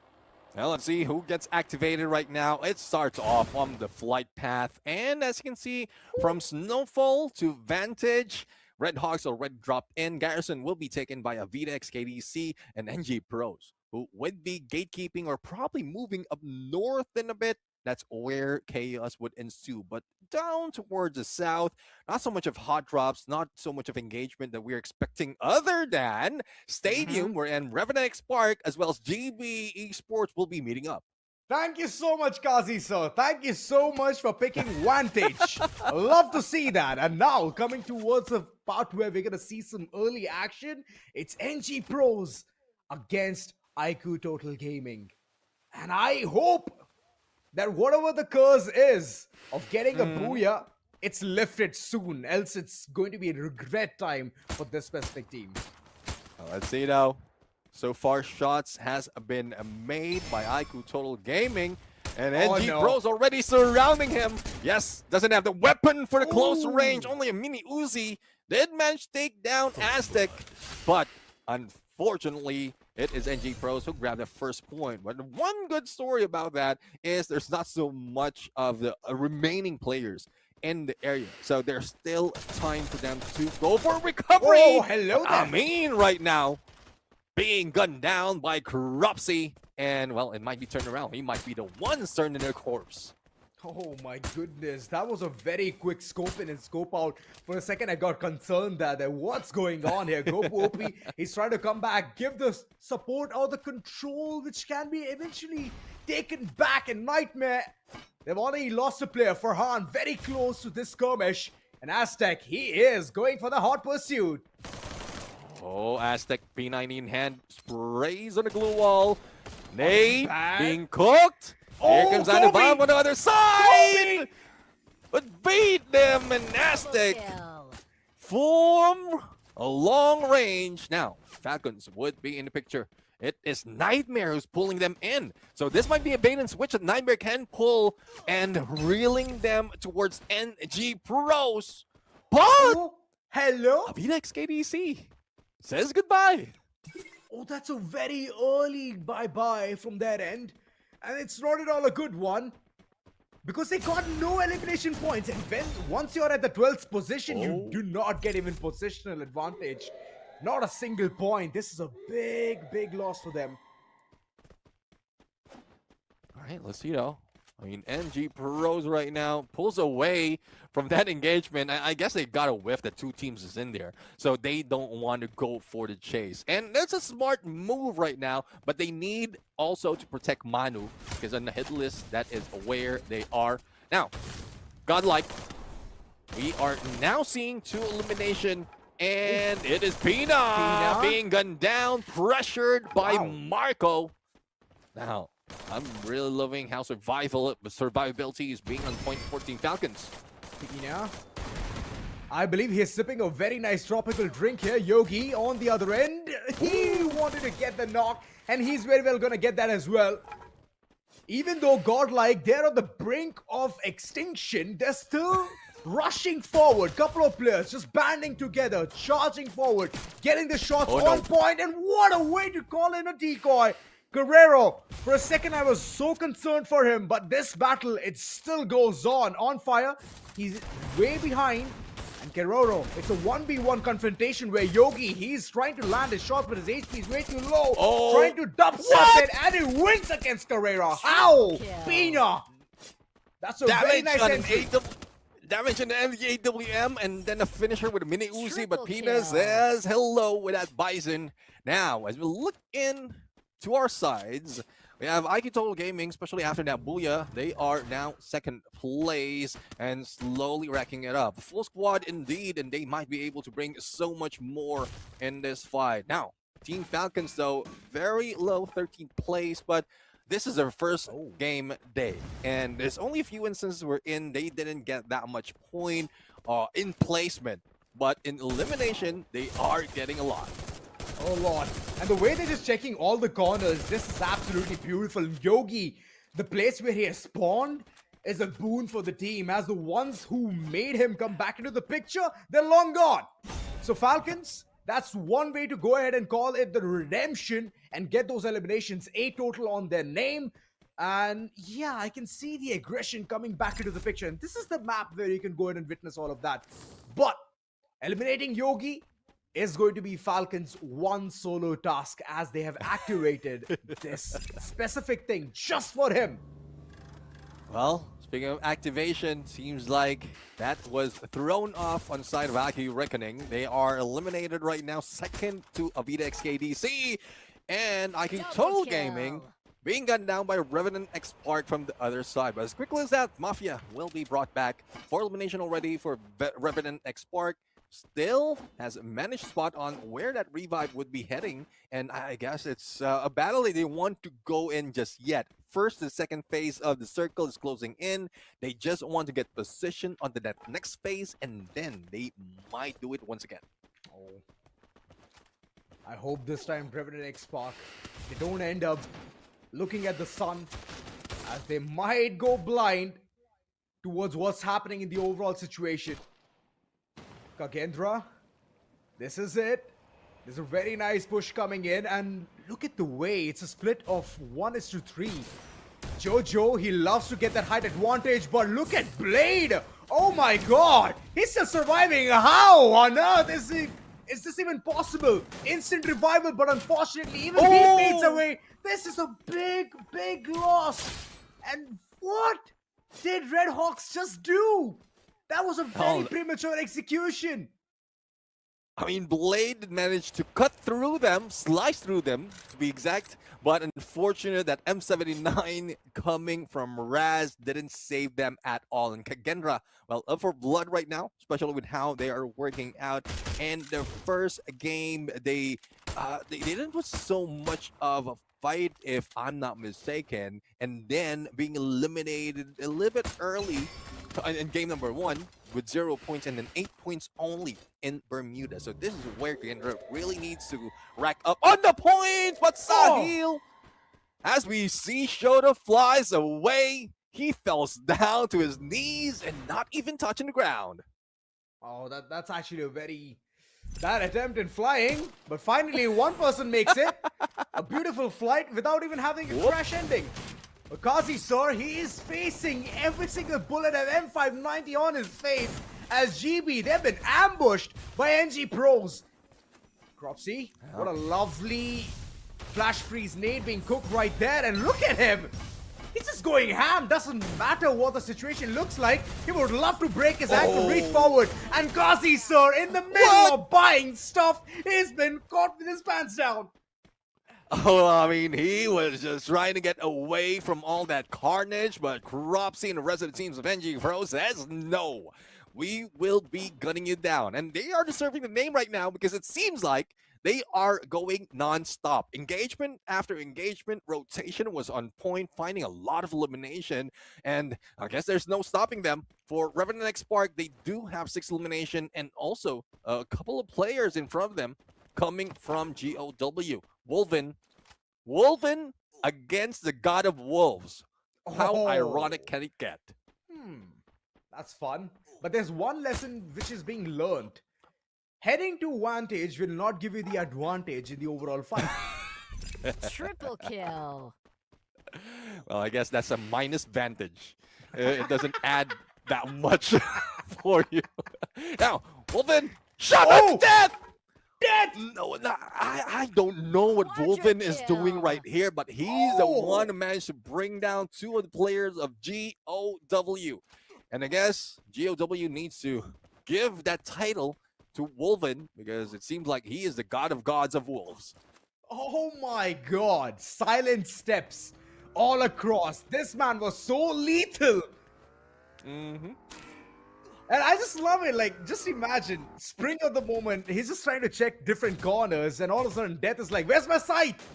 Hey, someone snatched it away. Well, let's see. He's going to snatch away this engagement from Southeast Asia. Indonesia and Thailand goes for the battle. Dead right now, 1v1 against On Fire. Valiant dash. Oh! On Fire, Pina managed to go in for the elimination with the throw gun against Kiba. It's left to a couple of players for KAGENDRA. There goes Dead. Left for Dead. Only one remains. Jojo. A bizarre adventure awaits him if he managed to survive. But the shot from Kiroro, as well as a follow-up by Limit, ends him. And Team Falcons with 13 elimination. They're in shambles. They are in absolute awe. Just what happened there? All this time, they were at the advantage. They were inside the house. They had the cover. Hard compound, okay? Not gonna lie there. And all of a sudden, Falcon standing right on top of them, soaring so high, getting the control, just snatches the entire place. Okay. That's where I believe JoJo's bizarre adventure should have actually ended towards. But it just did not work out. And wait a second, there's another team who gets eliminated. IQOO Total Gaming? That's not at all a good sign for them. Yeah, I mean, we were expecting them to really rock this because they were, like, the last time we saw them leaderboard, they were very close to being that #1 team. But I believe we still have NG Pros right here who might be able to bring that, especially when we're talking about today's game. Because NG Pros has put so much of fight from the earlier games, especially after that Booyah in game #1, a 3rd place in game #2, and now still part of the top 6. Now it's only their hopes that can save them. And their gameplay, of course. A couple of things, they just need to be on point.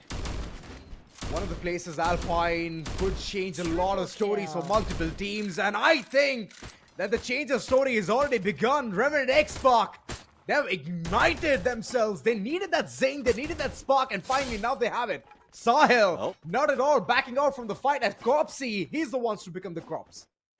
I think I jinxed NG Pros at that moment because I was glazing them a little bit.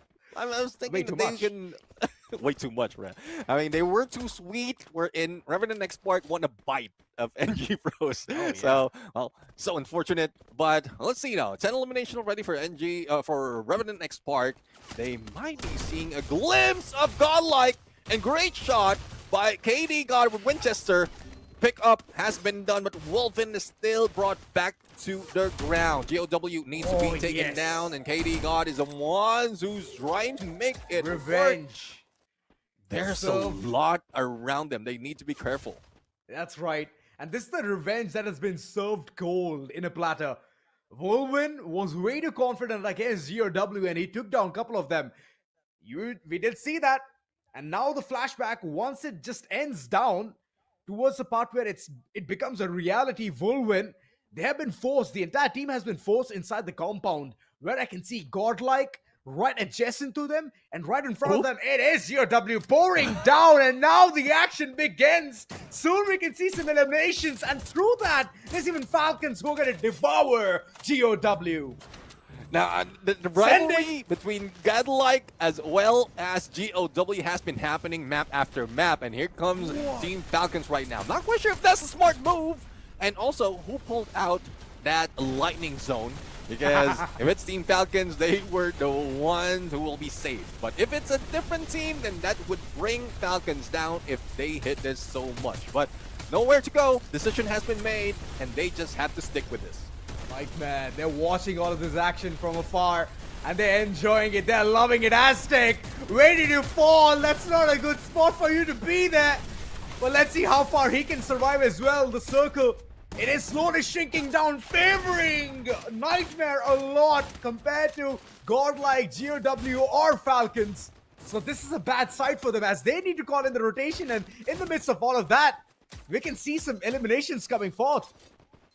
Yeah, let's see if those elimination would really come forth. One house, 3 teams. 3 levels though, and Team Falcons, it doesn't even have a 3rd floor. It's just a rooftop, and they're taking it. So, like, well, beggars. That's what we have. Beggars in terms of position, but not in terms of numbers. Ooh. Pina though needs a little bit of saving. Here comes Godlike, putting in that much of pressure against GOW. Now the Blues closing in. They will need to move, but the ones taking advantage are the ones from across the map. Oh, and no it way. seems like REVENANT XSPARK, the one getting so much points. Falcons! Team Falcons, though, still alive. They land in the last blow, but it's going to be REVENANT XSPARK who keeping tabs on them. That wait a second, we're still here, we're still alive, and we're gonna get you. But across the entire fields, we can see Nightmare calling in the monster truck alongside some really nice reinforcements. REVENANT XSPARK, NG Pros, Nightmare, 3 teams dishing it out. Couple of them from Group B and one only team, which is from Group A, NG Pros. Well, let's see. I mean, NG Pros, luck 2 of the players that's needed to go against head-to-head, toe-to-toe against REVENANT XSPARK, as well as Nightmare. But Nightmare already on point, on position for the shift of the circle, and NG Pros are the ones who will be losing out. I mean, FGL's already on them, and the Blues going away from them in a bit. Even the ice grenades, there's no chance for NG Pros to survive. All they have to do is wait. And there you have it. NG Pros out. REVENANT XSPARK going against Nightmare for the final battle. Nightmare, they just knew who the threats were, and they eliminated them right at the down few seconds. Slowly just going in around the area. Hitman yet again cover for him. He's still playing it very safe. He needs to be a bit more aggressive than this. REVENANT XSPARK on the other end, they would love to get the piece of the pie, which is a circle, and that's what they do, calling in such good rotation. Skylar ability being utilized, Rip Ride Rhythm, left, back, and center, and now is where the action unfolds. Sahil falls down, 1 already taken care of. On the other end, there's even Amin doing the same kind of a deed, but Hitman, Farhan, and Gopu OP, all 3 of them, they're just banding together, and they would love to take this booyah on their name. As REVENANT XSPARK, they were good with the eliminations game, but eventually they faded away, all thanks to the firepower that Nightmare brought upon till the very end.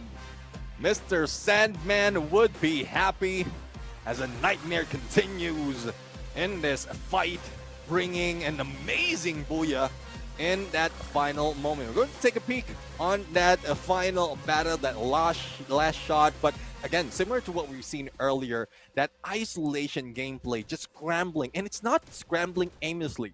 It's making sure that you will not be caught off guard. That exchange of Riptide Rhythm just forces REVENANT XSPARK into one direction, and then that's when Nightmare just bring the wrath of putting them to sleep in that fight. You know, the entire weight was on KD God. Entirely. He was the one to wash the backs of his teammate, but he could not do that. I don't know whether he woke up on the wrong side of the bed or he just had a nightmare there.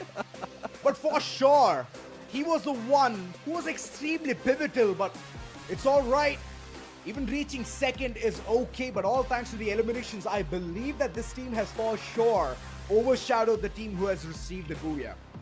Yeah, definitely. I mean, the first booyah in this main event from Nightmare.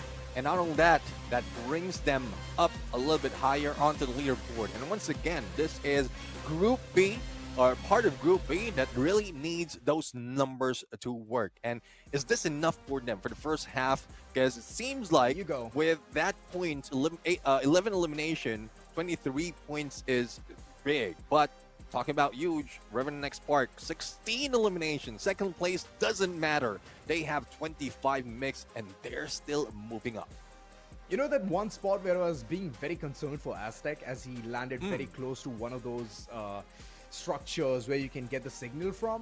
Yeah, unfortunately, he was taken down by Revenant XSPARK alongside the Team Falcons as well. So, Revenant XSPARK, they were keeping tabs on so many teams, and not for once they took a break. 4 people, which means 4 views that they can look at. North, south, west, east, or it's up to them whether they want to take the nitty-gritties as well, like northeast or the southeast. So that's really good performance from Revenant XSPARK. But AVIDA XKDC, a big concern for them, a huge concern as they departed with 0 points in this game. Yeah, I mean, it's just unfortunate. Like, we've seen that from KAGENDRA, we've seen that now from AVIDA XKDC. It seems like those performing from the play-ins are being nerfed right now. But let's see who has been buffed in that fight. Our MVP, Amin, or as I call him, Amino, because he is the building block of this pro team. This is 2 elimination, 19-22 on the damage, 7 assists, wearing that Nero, as well as a skill Alvaro, Nikita, and Tiva with that M590 and the Beastiness effect.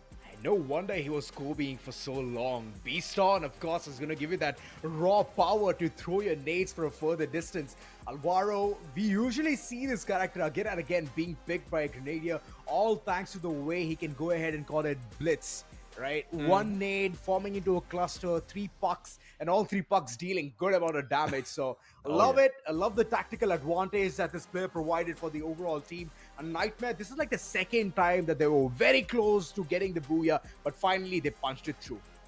Yeah, well, let's see though. I mean, in a bit, we're going to see the skills of the rest of the teams as well, because Nero has been like a determining factor, especially on Final Battle. But what has the rest has brought in?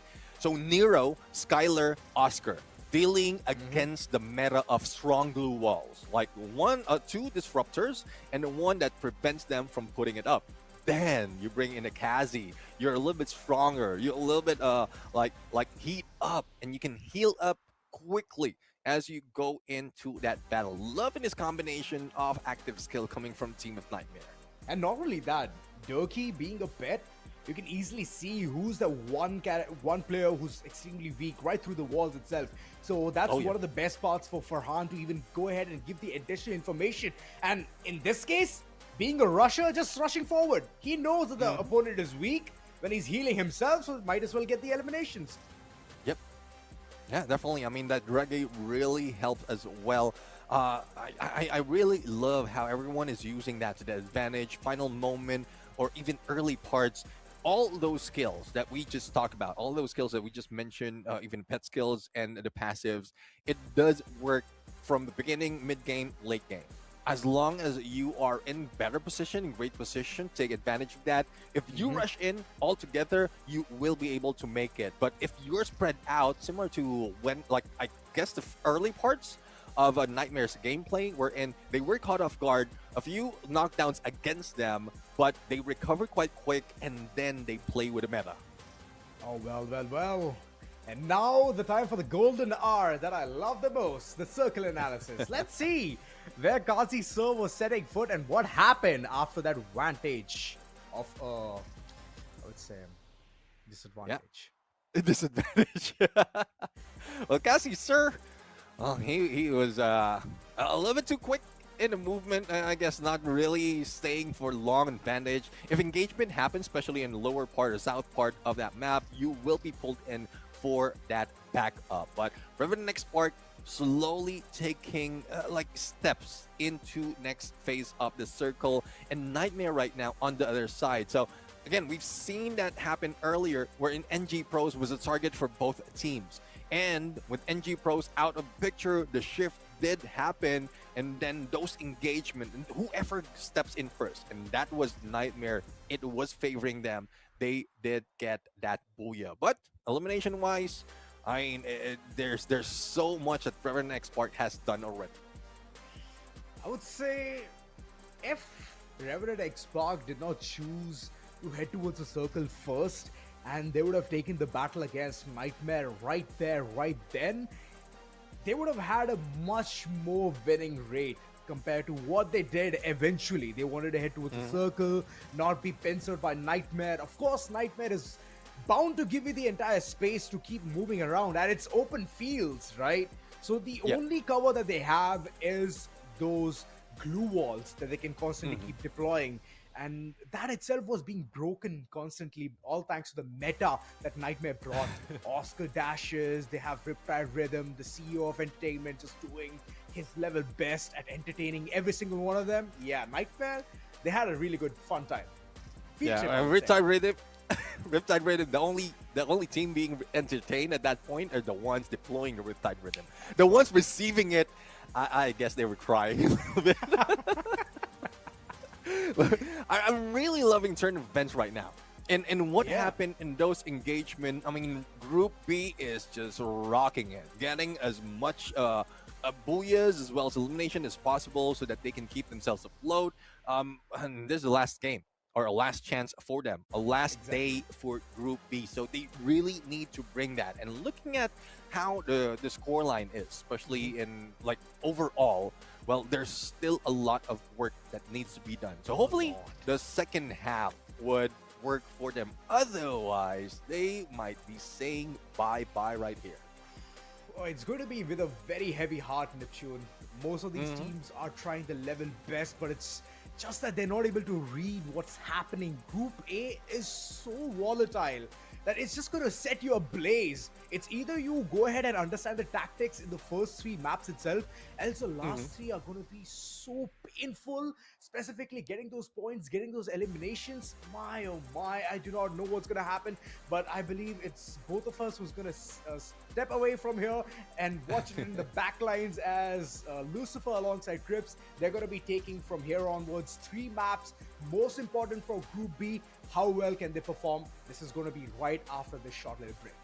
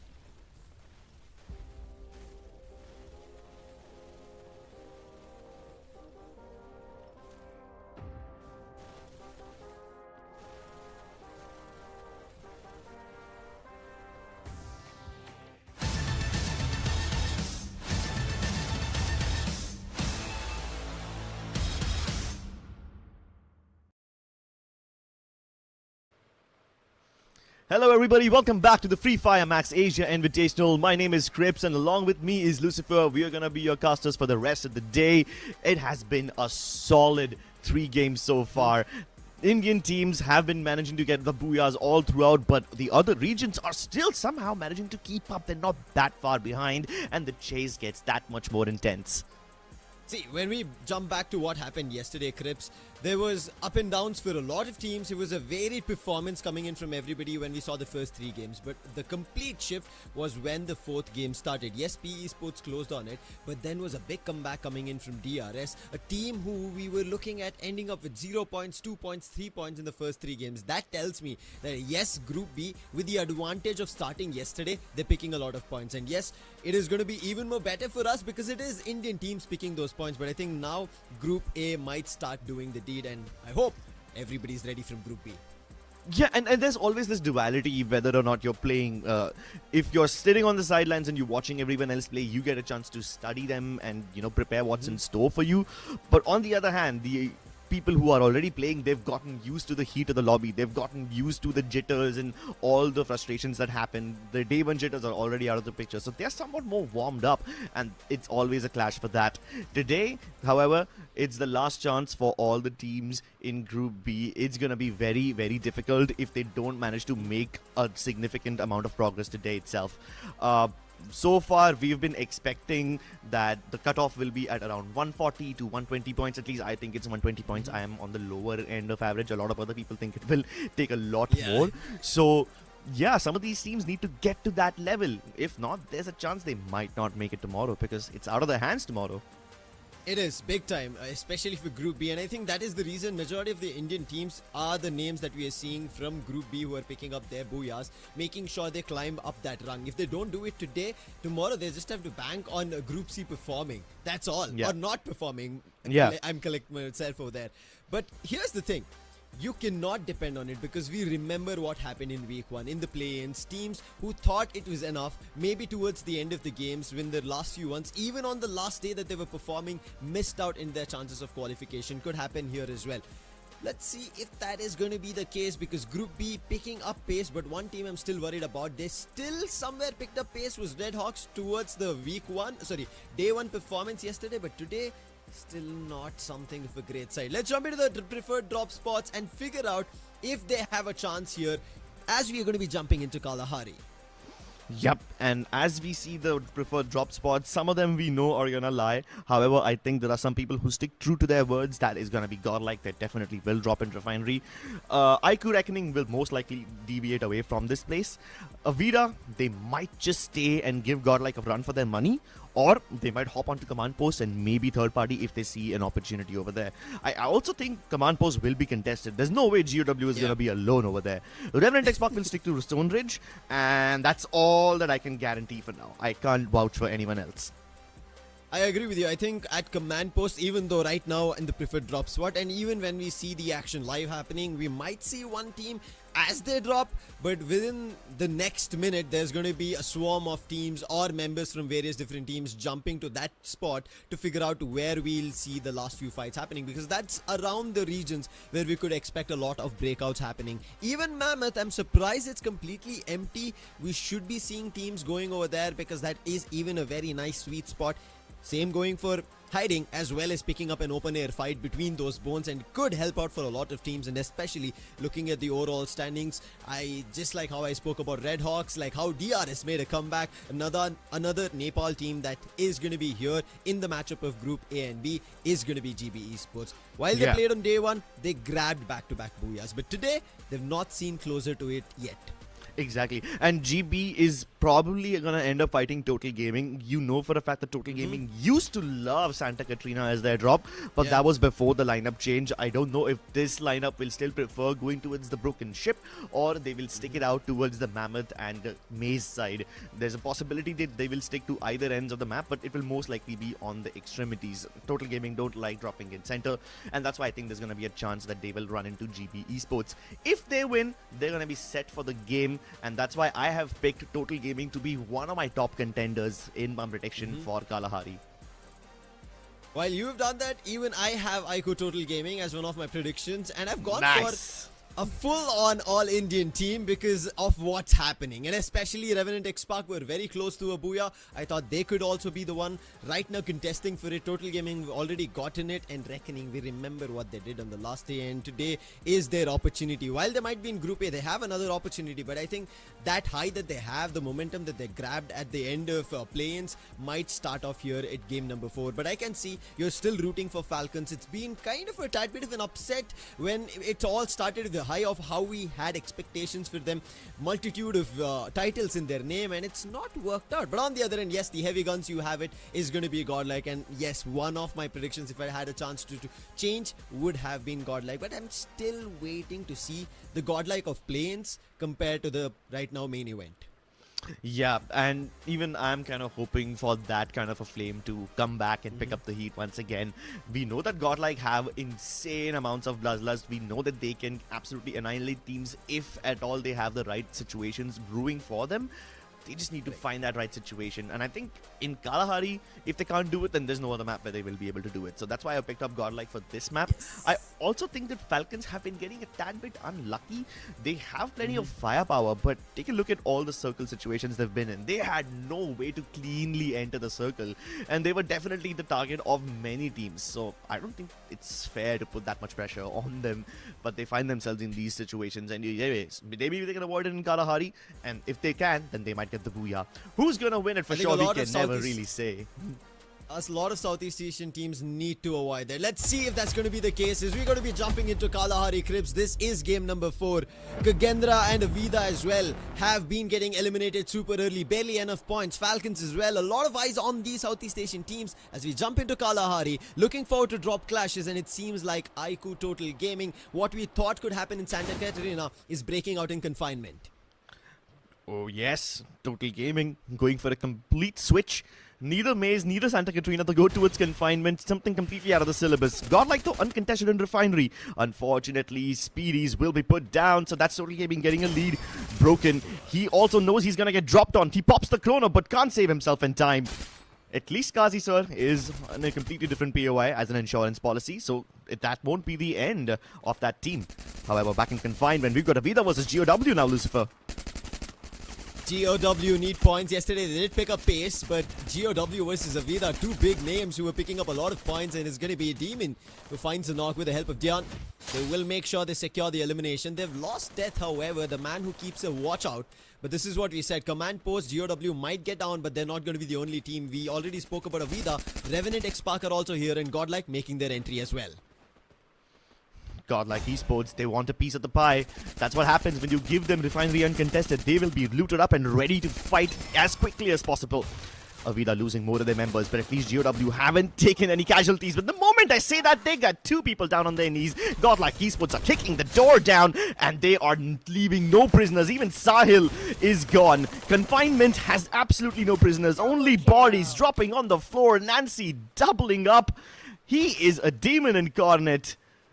Confinement has been wiped clean. You mentioned that this is where they have to. If they don't do it in Kalahari, it could become a problem for them going into the next 2. It is going to be Nextera and Solara. And what a fight they picked up. They waited, they had the right entry point, and the timing picture perfect going in their favor. They grabbed 3, not a lot, but GOW, it seems like they're not out of trouble. They dodged from one end, but they're on the other, right towards NG Pros. And NG Pros, it's also their debut day today from Group A, and they are doing well. I have not much complaints. Yes, not a booyah yet, but I'm pretty sure eventually down the line, they have one written, and it could be here on Kalahari itself. It's a familiar playground for them. Familiar playground, but not the most familiar enemies.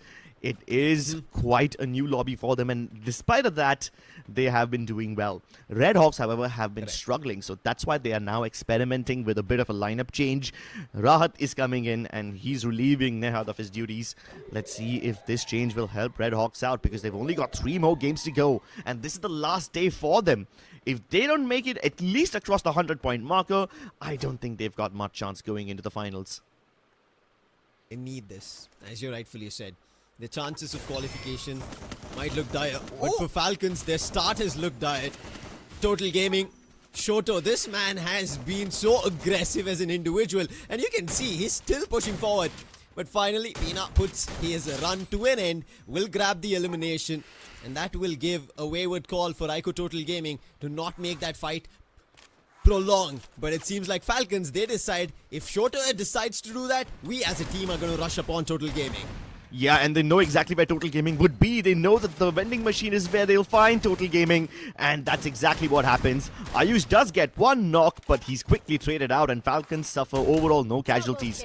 Total Gaming, they are down to just 2 players, and this is when the split drop actually helps them out. Not all of them are present in Council Hall, so they can at least be revived.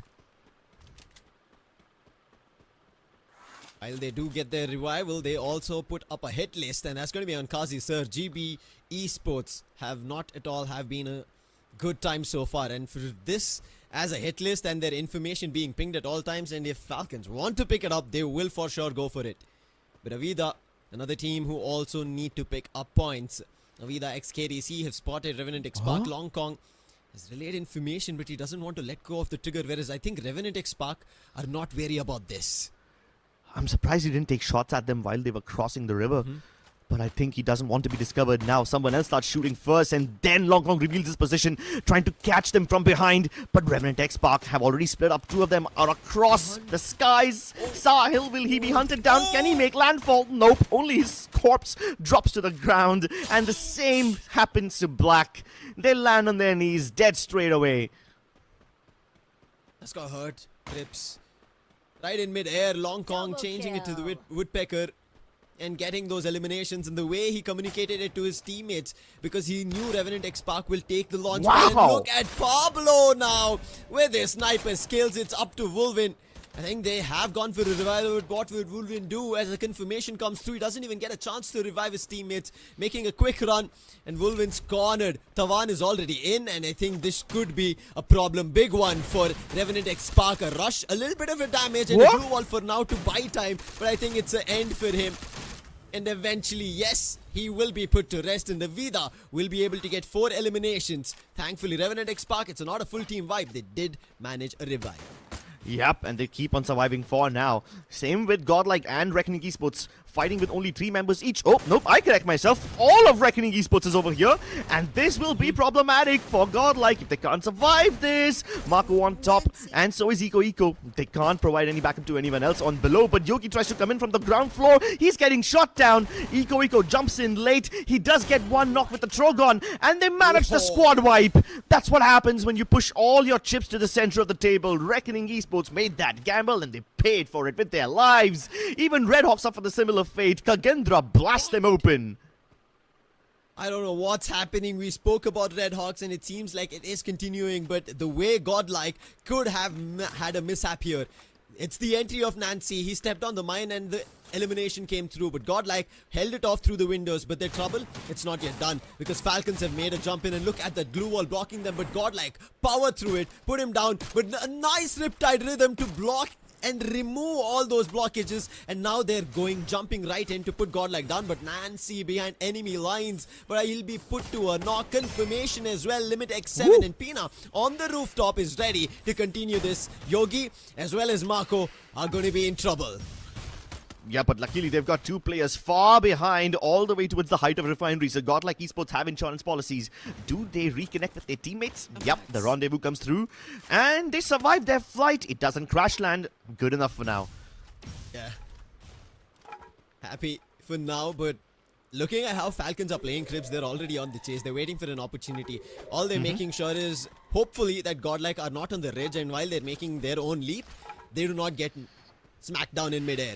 But on the other end, while we talk about these smack knocks, it's Nightmare versus IQOO Total Gaming. Thankfully, Nightmare quickly revived their teammate back up, but there is the UAV drone, which is giving away the information. They have to be wary about it. On the other end, we can see GB Esports also picking up players from Total Gaming, and that's a confirmation on Ayush, meaning GB Esports want points. They've picked up 2 right as of now, would want a lot more, but that is those isolated duels which we've generally seen coming in from IQOO Total Gaming, individual players and going in different directions. And while they come towards the circle 5 as a team, before that we see them as individuals picking players off one after another.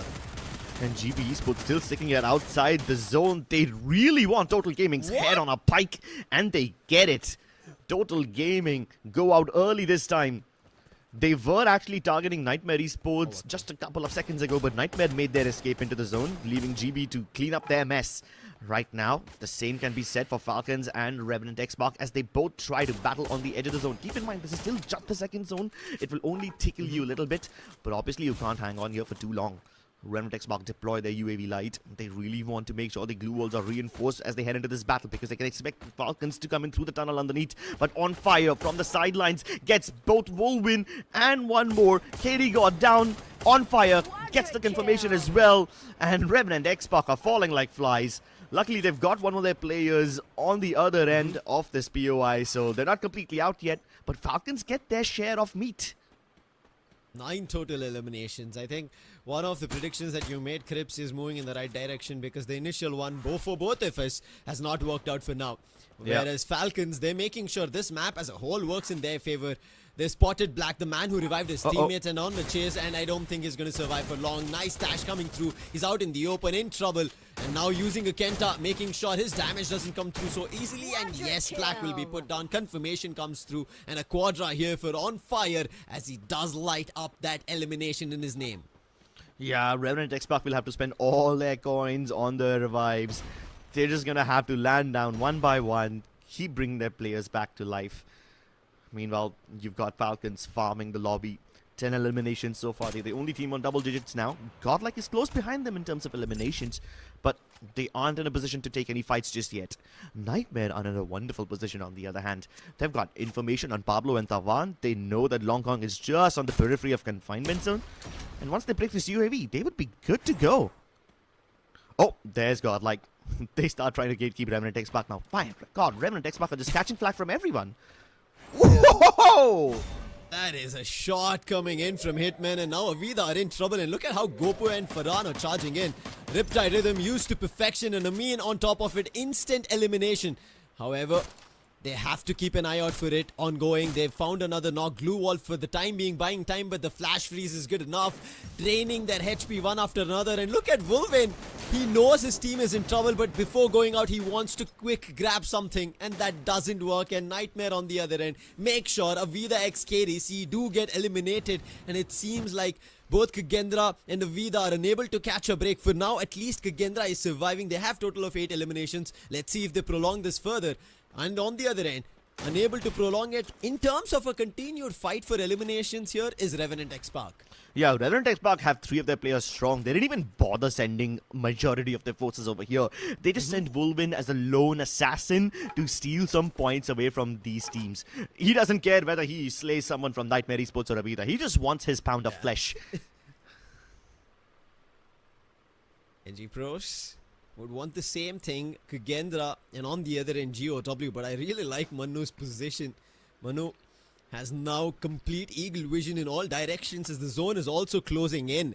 On one end, he's able to spot Nightmare. But what is this from Revenant XSPARK? Such a difference in terms of their positioning. Wolverine complete, right? Towards the North KD God, and towards our left-hand side, it's Sile and Black, but they're also in 2 different heights.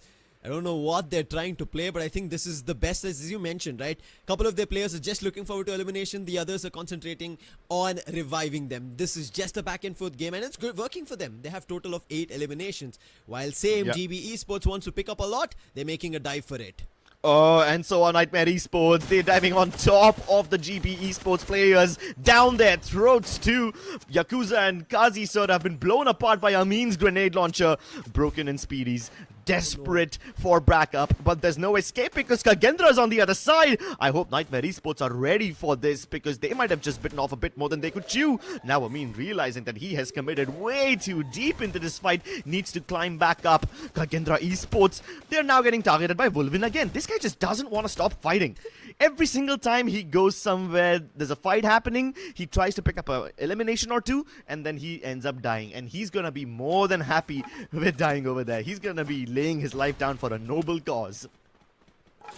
But I'm pretty sure Revenant XSPARK have a strategy to bring him back as well. But what a play coming in from their end. On the other end, you can see, this is what I spoke about. Revenant XSPARK, KD God, we see him picking player from Nightmare. Just now, Nightmare had trouble, meaning the numbers are already dwindling. And if this continues, it's going to be a problem. But look at how KAGENDRA on the other end are maneuvering around this climb that they have of a hill where NG Pros have a really good positioning. And because of the way they've moved, NG Pros now cannot take direct shots. And look at how brilliantly they're using the terrain, the edges of these rocks while they're getting closer.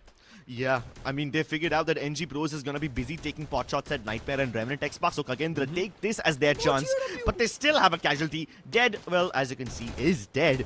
Oh no, this GOW also coming behind. Now KAGENDRA is kind of trapped. They have reached directly underneath NG Pros, so they can't get shot from above. They can now turn this around and ruin GOW's lives. They are. Let's see if it's going to work out, but on the other end, Kiba, he gets hit by the nade, and now the flash freeze. There's no way of survival, and Raz as well. He was peppered with that freeze damage and eventually had to back off. On the other end, now, as you said, the target has switched. It moves towards GOW, but will it continue? What continuing this is going to be Manu on the position he has as he completely wipes Revenant XSPARK from Kalahari, meaning NG Pros' position strong, behold, ready to rule. And look at the Riptide Rhythm, making sure Death doesn't move up, doesn't get closer to the platform, and it is working in their favor. Another small nade toss, but it missed its mark. That's all right, but NG Pros, if they keep this ongoing, could be their booyah. And that's the difference between Falcons and KAGENDRA. You know, KAGENDRA actually lost a player. Falcons have I'm sorry, not Falcons. GOW have everybody alive. Falcons, though, as expected, get targeted by NG Pros as well as the players who are right next to them, because NG Pros are indiscriminate. They will take shots on everybody. It doesn't matter whether it's KAGENDRA or Falcons. They're just going to shoot at everyone, even Godlike for that matter.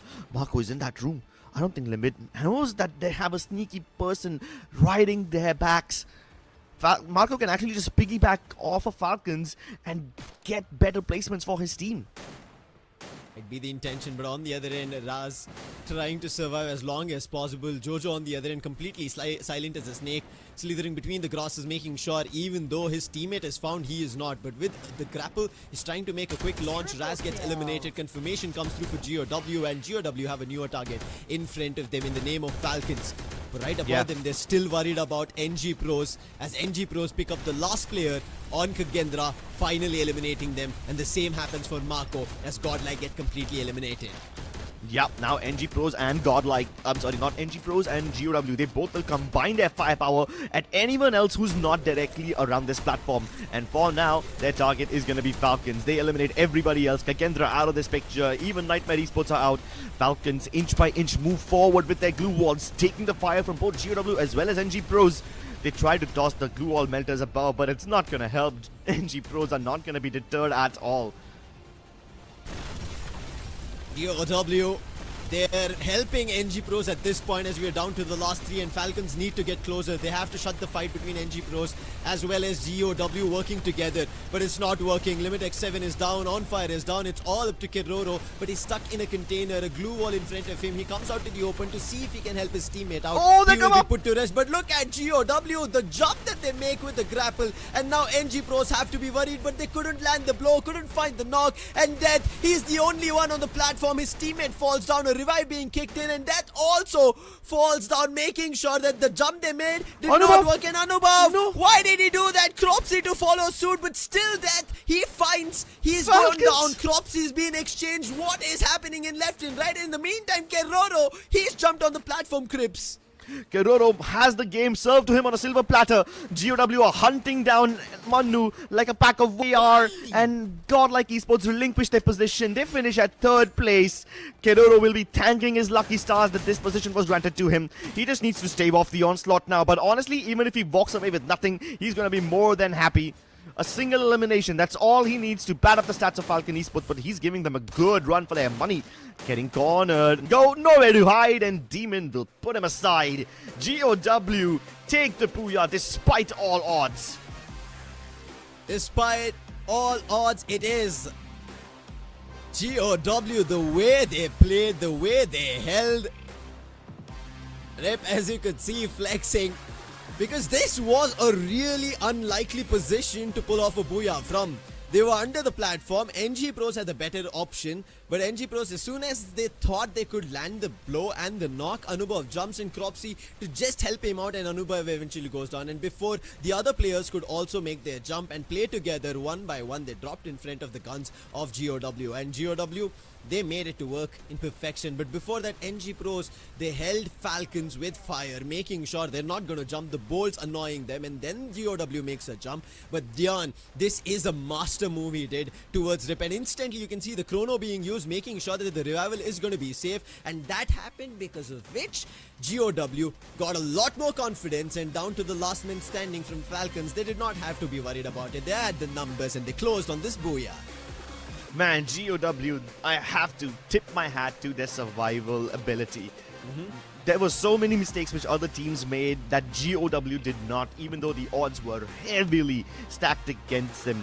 In that final battle, you saw how Aztec accidentally blew himself up with the grenade launcher, and GOW managed to finish him off, even though they did not even get the knock on him, and Aztec was behind a glue wall. So GOW, even though they had 2 knocks, both those knocked players fall down, get revived instantly. But NG Pros, I'm sorry, not NG Pros, GODLIKE, when they basically blew themselves up, when Aztec blew himself up, they were not able to revive their fallen players, and that's why NG Pros suffered that man disadvantage. And it's not just that final fight, even the lead up to Refinery, where NG Pros were taking pot shots at everyone from above. KAGENDRA lost a player, GOW did not, even though GOW were at a more disadvantageous position. The way these guys survive and the way these guys res each other is just absolutely insane. Yes, sure, 13 eliminations signifies that they have a lot more firepower, but trust me when I say this team wins the booyah because they can res each other way more quickly than anyone else can. But on top of it, Crips, we have to also talk about how competitive this lobby is. Look at how the points are spread all the way till the 7th spot. When we were looking at the lobby yesterday in terms of the game standings, the team at the top were plus 30 points at all games almost. And then the other teams following suit started with 20, then dropped down to 10, 12, 15. And then we ended up seeing single digits all the way. But till the 7th spot where REVENANT XSPARK is, we see 13. GODLIKE with 15 as well. Eliminations are at par for everybody. Double digits as well. KAGENDRA, Nightmare, Falcons, all of them. And that's how well these teams are playing. But for now, this was the game standings that we ended up seeing between these 12 teams from the group A and B that we have in action. But as we go forward, right, Crips, I'm looking forward to what could change, because Total Gaming, after the booyah as well that they've picked today, surprised to see that they're still at the 11th spot. Yeah, Total Gaming do need to step it up. This was a rather bad game for them, so I think they can afford to tank a loss or two. IQOO Reckoning as well as IQOO Total Gaming bow out early, but I'm sure they will not have too much of a trouble with this one as long as they manage to get across the threshold. GOW awarded a booyah, even though NG Pros had this game written for them. But for now, let's take a look at the overall standings, and you can see how close the competition is with the top 3 teams. Nightmare Esports, NG Pros and Team Falcons all just a single point away from each other at 75 and 74. This is why I said it's a very competitive fight today between Group A and B, and it is looking really good till the very end game. And even with Falcons last player surviving, even looked like if he could have pulled out that 1v3, landed the shot, it could have worked. But making sure it doesn't land was their MVP. It was Demon. In the earlier fights as well, it started with Demon at command post because Death was already down, and it worked out towards the end with 6 eliminations, 2,435 damage, 4 assists, and he played the Oscar, making sure if somebody put up a glue wall right in front with the dash, he breaks it and gets his teammates an advantage. Demon. He indeed is a demon with that Winchester. One of the only dashers in the team. He really knows how to make sure that his opponents never have a fair fight. He just dashes past them, breaks their ankles, and that's how he ensures he wins his fights. You could even see how one of their teammates was using Kenta. I don't know if it was Demon or if it was someone else, but definitely the survivability that these guys are using in terms of J-Beebs and Olivia also is a massive input over there. Look at how many people are focusing on survivability. You've got Olivia and Thiva on RIP. You've got Olivia on Demon as well. And I think Death and Dian are the only ones who don't have anything based on survival. The 2 teammates who are using Team Booster, these guys focus on revive so much.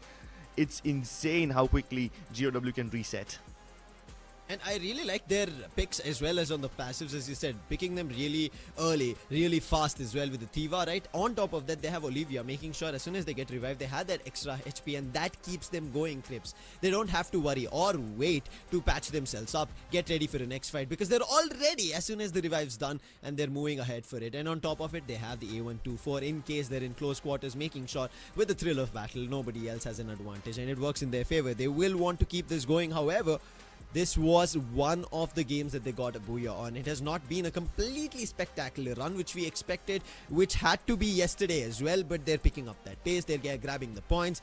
They're at least what me and AJ were having a discussion when these big boys come into play. It could become a problem for them. They're stepping in as the big boys today, and as you can look at the team stats as well, with RIP at a total of 8 assists, tells us why we had their passives and active in that manner, so that it helps their teammates while they're doing the damage and picking up the elimination.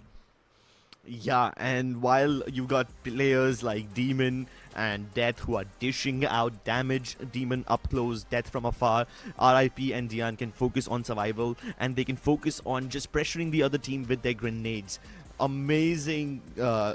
Amazing team composition over here, and the way these guys contribute to each other is just ridiculous. I also want us to take a look at how GOW position themselves, because when we take a look at the circle analysis, don't just focus on how many eliminations they're getting, but see the difficulty of rotation that they are having. You can see that when they drop, they don't have that much trouble, but when they start coming towards Refinery, they get targeted by NG Pros, and see how GOW are splitting up across the maze. They also went to its foundation for a second, and then they just follow the footsteps of KAGENDRA. Even Total Gaming are right behind them.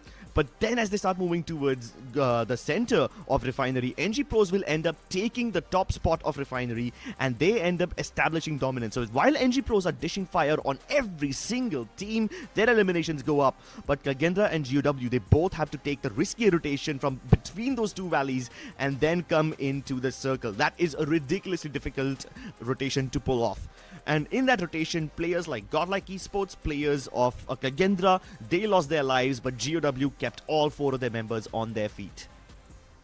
And that is how they get the booyah. Played very smart, and the positioning, making sure, we spoke about this, KAGENDRA have to somehow even figure out the fight that's going on with NG Pros and the people behind them. They tried their best, but they were always hit with bullets, either by nades, flash freezes coming through, melters, even riptide rhythms, which was causing them a lot of trouble from NG Pros especially. And GOW, as soon as that was opened up in their advantage, they were using it, and KAGENDRA had nowhere to run, and that's the reason towards the end we ended up seeing a 2-man split coming in from KAGENDRA. Falcons, who could have had a better opportunity of a booyah because their positioning, their compound, but the reason you also mentioned this, where Marco was waiting, he was silently holding things off, and Falcons thought, hey, this is an option for us. Let NG Pros, let GOW, let KAGENDRA, all of them fight. We'll spot them out and then put them down. And while they were treading out, while the circle was closing in, that's when they got the surprise, and that's where they were in 2 directions. On one end, NG Pros are throwing utils against them, and on the other end, they're getting shot. Even though GODLIKE did get eliminated,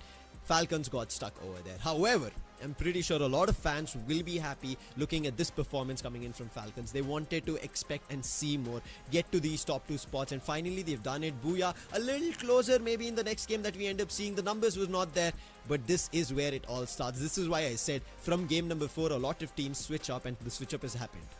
Yeah, and that switch up can be seen because of the number of eliminations are much closer over here in the overall standings.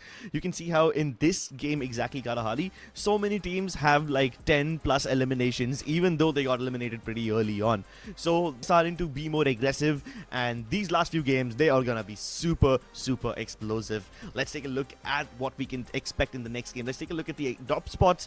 Obviously, you need to take these drop spots with a pinch of salt as we head into the next map, but some of them will actually stick to their word.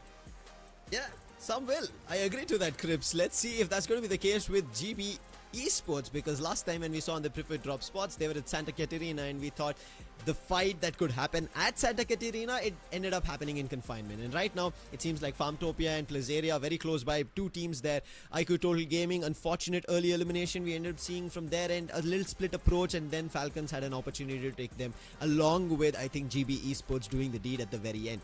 And GB Esports, a little points that they pick up. They play a little too late towards the play zone, and I think that's what they need to concentrate about. However, AVIDA, another team who we have not seen a lot today from, hoping that they pick up pace. But I think again the tide or the spotlight shifts on the teams in Group B, right? Because their matches are coming to an end, and one of them still for me strikes as a big name is going to be Red Hawks. Bangladesh will be looking forward to this team to perform in a big manner. They're the only representatives left in Free Fire Max Asia Invitational, and they're at Mudside. Maybe safe and sound, but I don't know, Crips, if it's going to work out. Honestly, I think Mudside is going to be way more occupied this time. I don't think Red Hawks are going to be the only team over there. There's a pretty good chance that GOW and AVIDA Esports might also rotate from that area if they want to go towards Zippe, or if they want to go from the extremity of the edges. So Red Hawks are going to run into quite a lot of resistance. I also think that Total Gaming might just take over Intellect Center if they don't expect anyone else to go over there. Of course, they have shown the tendency to do this in the past, but they don't do it all the time. So they want to keep their opponents on their feet as well. As of now, at Intellect Center, we could see that none of the teams were selected as a preferred top spot. That tells us that, hey, that's obviously this is a lie. going to happen, one or the other. Yeah, that's a big lie that we've seen. But let's see if our predictions are going to be the truth. In the previous one, not much, but here I've gone back to changing from all Indian teams to now picking up a mix of Southeast Asia with Falcons, GOW and Kagendra, and two of the names are similar to what we have picked, and you still keep IQOO Total Gaming going through. I think they should be there, but looking at what happened in the previous game and looking at how they're playing, they have a lot more individuality within their team rather than the team gameplay that I've seen for a long time. Yep, there is quite a lot of individuality, but that's one of the key factors of what every team is now doing. You have teams like REVENANT, XSPARK also going for a similar approach where they just keep sending Wolvin as that split drop guy, and he's just there to ruin someone else's day. I do think that Total Gaming are gonna be very explosive in the last two games. Solara and Nextera are some of their strongest maps, and this is gonna come alive on those two maps. So that's why I picked Total Gaming. Although I do see that we both have gone for GOW and Kagendra. GOW and Kagendra, I think, are relatively safe picks. We don't really need to explain why we picked them. They obviously have a lot of firepower, so they're gonna end up picking up a lot of eliminations, even if they don't get the booyah itself. Now, their firepower strikes through really well in the lobby as well, seen in terms of eliminations, in terms of maybe a booyah, which so far, at least for today, Kagendra have not picked. Yesterday, they had one in their name, and I think that's where the inclination comes through, Crips. That's where we are kind of figuring out, and especially that this is Group B. They want that booyah in their name. Let's see if that's the case, as we're going to be heading to Nextera. This is the last two, the penultimate for Group C, and it is going to be starting on Nextera. Nextera, ladies and gentlemen, the penultimate game of the day. The second last game for... He's just trying to stay alive by hiding between glue. He's just trying to stay alive by hiding between glue walls, hoping that his teammates from afar can give him some cover. But that will not happen. So Han gets yet another for himself. But Nightmare are right on trial. Reckoning while they've picked up the initial frags, they're the ones with the eliminations. Is not going to be enough for them. They have to somehow try and push off Nightmare, and thankfully in their advantage, GODLIKE are here. How do GODLIKE in all of these multitude team fights end up showing up? And now, with GODLIKE saying hey to Reckoning, they are a little worried. And you could see already Ninja from top taking the shots, trying to send them back, while his teammates are backing safely into Grab Labs. Reckoning Esports, they just do not want to let GB Esports go. If they leave even a single player of their team over here, they are going to get the finish on him. Ronit obviously will be taken back up, so Reckoning Esports not in much trouble yet, but GODLIKE are knocking on the doors. Reckoning have just enough time to reset themselves and prepare for the fight. Because at one point there was Nightmare Esports who were targeting them, now it's GODLIKE Esports. At least Nightmare make their exit. Reckoning don't have the same opportunity, they have to stand their ground and fight over here. They have to. Reckoning trying their best, but I think it's the weaponry. P90 works better. They find the knock, instant elimination as well. Ninja trying his best.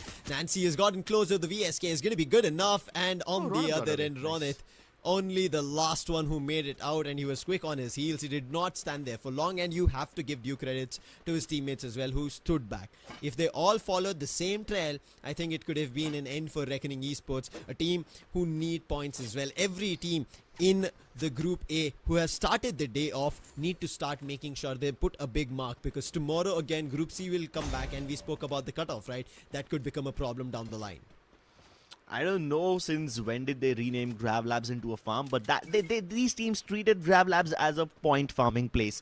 Nightmare Esports, Godlike, even Reckoning for that matter, they all treated that place as a battleground just for a temporary amount of time, and then they walk away as if nothing had happened after farming some eliminations.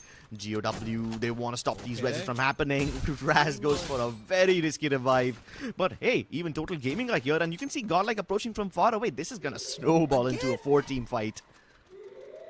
Godlike are just enjoying at this point. That's how I feel. But Death on the other GOW hand, this is what I here. said.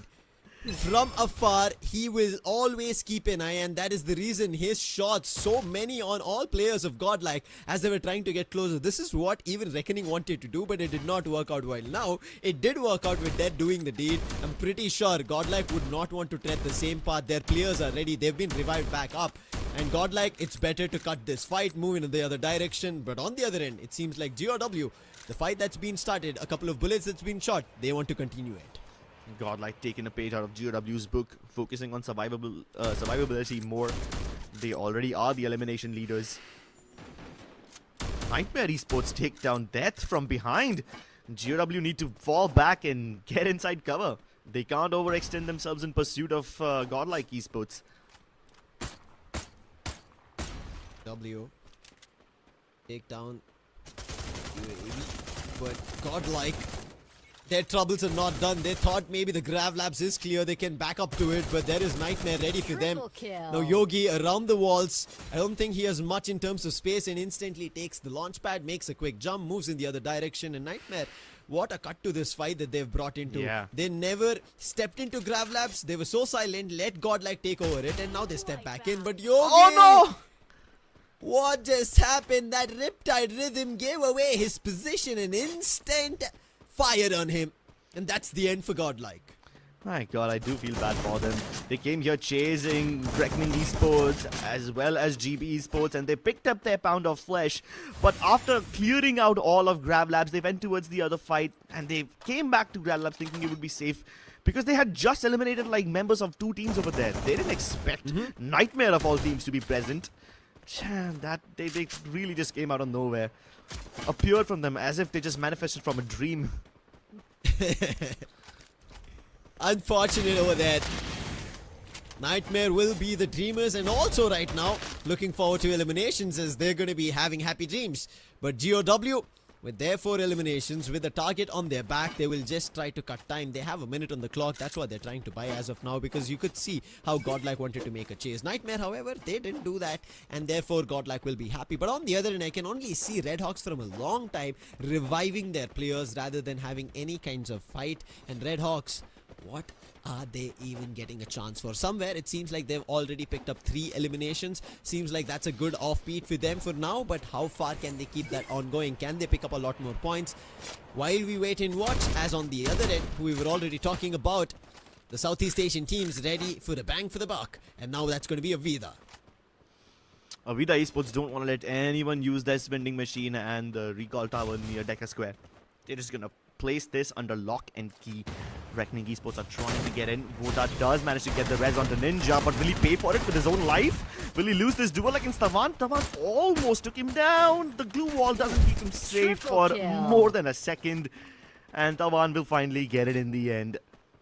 So yeah, Reckoning Esports, they trade one teammate for another.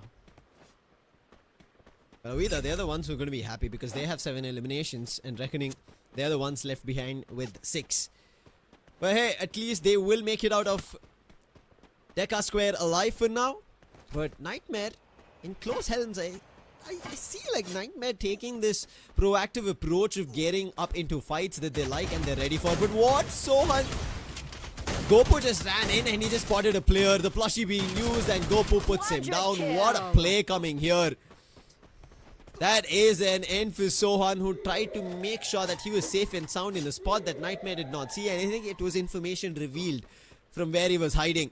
And Nightmare, this is what I said, the proactive approach. They're always eager for information, eager for fights and elimination, and it's working in their favor. And same is what GOW wants to do, I feel like now, as they're at the edges of the circle, because this is where it all starts.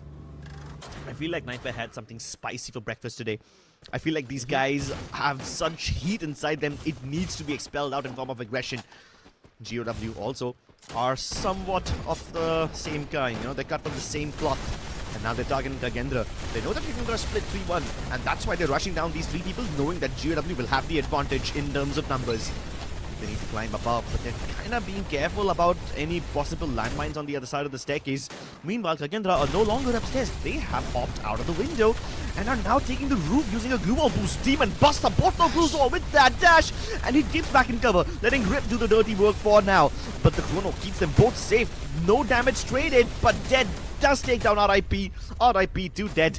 My goodness, this game is poetic sometimes. Demon now hops out, hoping that he can finish off both Dead and Keeper, who are quite low on HP, but they make their way around the fence. And now the Oscar Dash also doesn't do much. Demon is being trapped over here. The door busts open and there's 3 players waiting for him on the other side of this glue wall. That is rather unfortunate. GOW cut their lost a shot and escape. But can KAGENDRA hold on, because Reckoning are here to third party. KAGENDRA actually follows suit using the jump pad. They're pursuing GOW. Can Reckoning also take flight and continue pursuing these guys? Will it turn into a triple chase? That would be way too much.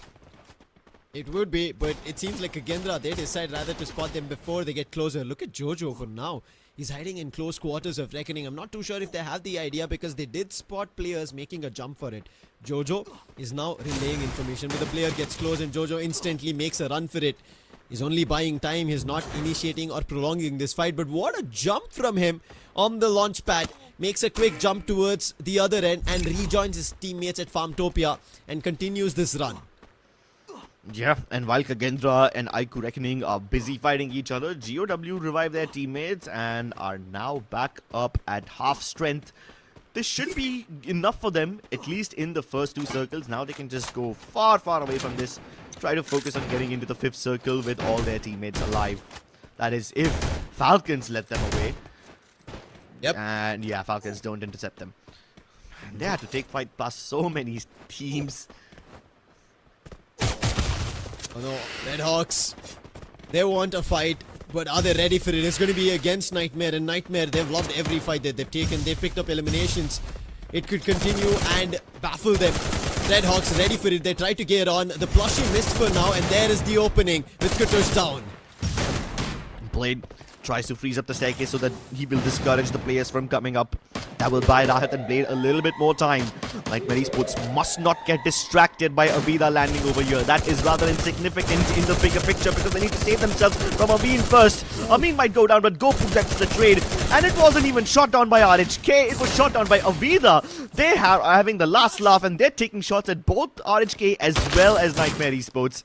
Red Hawks, will they get their wings clipped? They go for the reses, and it seems like they'll be awake for now, their lives spared for the time being. But I don't see any escape from here, because they've been gate kept so hard. It's going to be tough. Even if they're thinking to back off, there's Reckoning on the other end that we can see, and there's Ronit. He might have spotted, but it's going to be Blade, and what a shot that was! He instantly drops him, Crips. That was insane, and I don't know, I think Ronit was also scoping in, ready for a shot, but it was quicker on the trigger for Blade. Blade is quicker on the trigger. Makes his opponents flicker with death. Double kill. And now they're flirting with danger. Meanwhile, back towards the center of the circle, KAGENDRA also try to take a house for themselves. AVIDA and TG, they're going to be respectful neighbors and let them go for the time being. They can't contest that real estate. GB Esports don't need to barge in. They're at the edge of the zone and they won't be able to hold on to their cover for long. And there's a massive gap between them and the other side of the road, where there is the only other place permanent cover. So this is going to be treacherous for GB. Esports, as you said, treacherous indeed. And to make life difficult, teams themselves are banking on a fight, and NG Pros make a jump, and it's going to be on KAGENDRA. Falcons on the other end. Nate Parade on REVENANT XSPARK instantly wipe them, and the same happens for NG Pros, who make a jump towards KAGENDRA.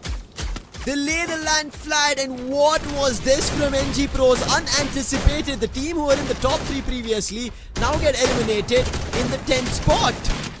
NG Pros and REVENANT XSPARK, they both fall prey to utilities. REVENANT XSPARK were basically frozen to death by on fire. That is such a paradox. I never thought I would use the same words in this one sentence, but even Reckoning Esports bite the dust. IQOO Total Gaming on the other end. This gives them a lot of attention to pick a fight, but it seems like KAGENDRA, they're the ones who are seeking attention. They spot the player. Plushie being used on Jojo. He's taking the damage, finally destroys that plushie, but on the other end, KAGENDRA are making a move, following the trail of IQOO Total Gaming, making sure that the right now action that's amped up, they want to continue it ongoing, but Jojo, he has to make a quick getaway, but he gets spotted by Shoto in the other direction and gets the knock, and now KAGENDRA have a man down. KAGENDRA, at least they can focus on revival. Jazz tries to make a run for it. Will he be stopped? Luckily, Total Gaming are busy fighting AVIDA, and AVIDA are busy shooting at GOW, so KAGENDRA might just be able to get their players back up in all this hubbub. Now GP Esports want to invade, and Total Gaming wants to keep them away. No entry for you, sir. There's way too much of an entry cost over here. The tax is too high. This is my house. KAGENDRA also want a piece of the spy. They're being forced in, but Falcons are indiscriminately firing at everybody that they keep eyes on. They don't care who is down there. As long as you're out in the open, you're gonna get shot at. Right now, every team is getting shot at in various different directions because of Falcons at the very top of the tracks. And that's going to be trouble. Speedsy, I don't think he's going to survive. Flash Freeze doing the damage on the other end. IQOO Total Gaming hit with a couple of throwables from above. KAGENDRA, they somehow make sure that their players are all back up, ready for the next ongoing fight. However, Nightmare seems like it's only one player. GOW in the meanwhile, the players they lost, Rep and Demon, they'll be instantly bringing them back, but the circle's closing in. IQOO Total Gaming, the position that they went to, they have to change it, because right now, Speedsy, he's ready to block them off. But IQOO Total Gaming will take some time to get out of that house. Unfortunately, AVIDA will be forced out first. GOW, they didn't have much to work with, and they will be taken down. AVIDA are actually making a risky cross for the other house. They use so many glue walls to make it across, but they still managed to take 0 damage, even though a Skylar Riptide Rhythm was used on them. And now that they've entered that house, GB Esports will be forced out. Falcons take away that eliminations away from AVIDA. They deny them the point, and that's going to be GB finished off at 6th. Falcons want to keep this on going. Their total of 16 eliminations. But before there could be a fight, there it is. IQOO Total Gaming and KAGENDRA, and how KAGENDRA have been pushing in like a team together. An unfathomable one. Now Ayush is down. Delete is the last one surviving, and he has to play smart, because if he doesn't, AVIDA are also ready for this fight to prolong it. Delete somehow picks down and puts Raz down, buying time for his teammate. Yeah, but AVIDA need to just capitalize on this chaos that KAGENDRA and Total Gaming find themselves stuck in. This is the house that will be in the most amount of demand. So Total Gaming need to somehow hold on to their ground, because AVIDA will have to leave that house and come into this compound in just a matter of moments. AVIDA jumping closer. We are getting towards the cutoff point, and AVIDA seems like they come right towards KAGENDRA and Falcons. Somehow will put Delete down, get a confirmation, but look at Ayush buying time. In the meantime, Pina, he is the one from above, taking shot. He seems to be the gods above, and KAGENDRA, a match that they could have won in their favor. The positioning not working in theirs. AVIDA, I think that's the same story for them. They wanted a lot more out of it, and it will not be the same case in scenario. And same would go for Ayush from Total Gaming as the last one falls down. KAGENDRA now on the onslaught with Falcons. Falcons blowing KAGENDRA to smithereens. They are gatekeeping them so hard with explosives, launchers and M590s in their faces. And Falcons finally take this booyah. They hold on to the tracks above, and they rain destruction and hellfire onto everybody below.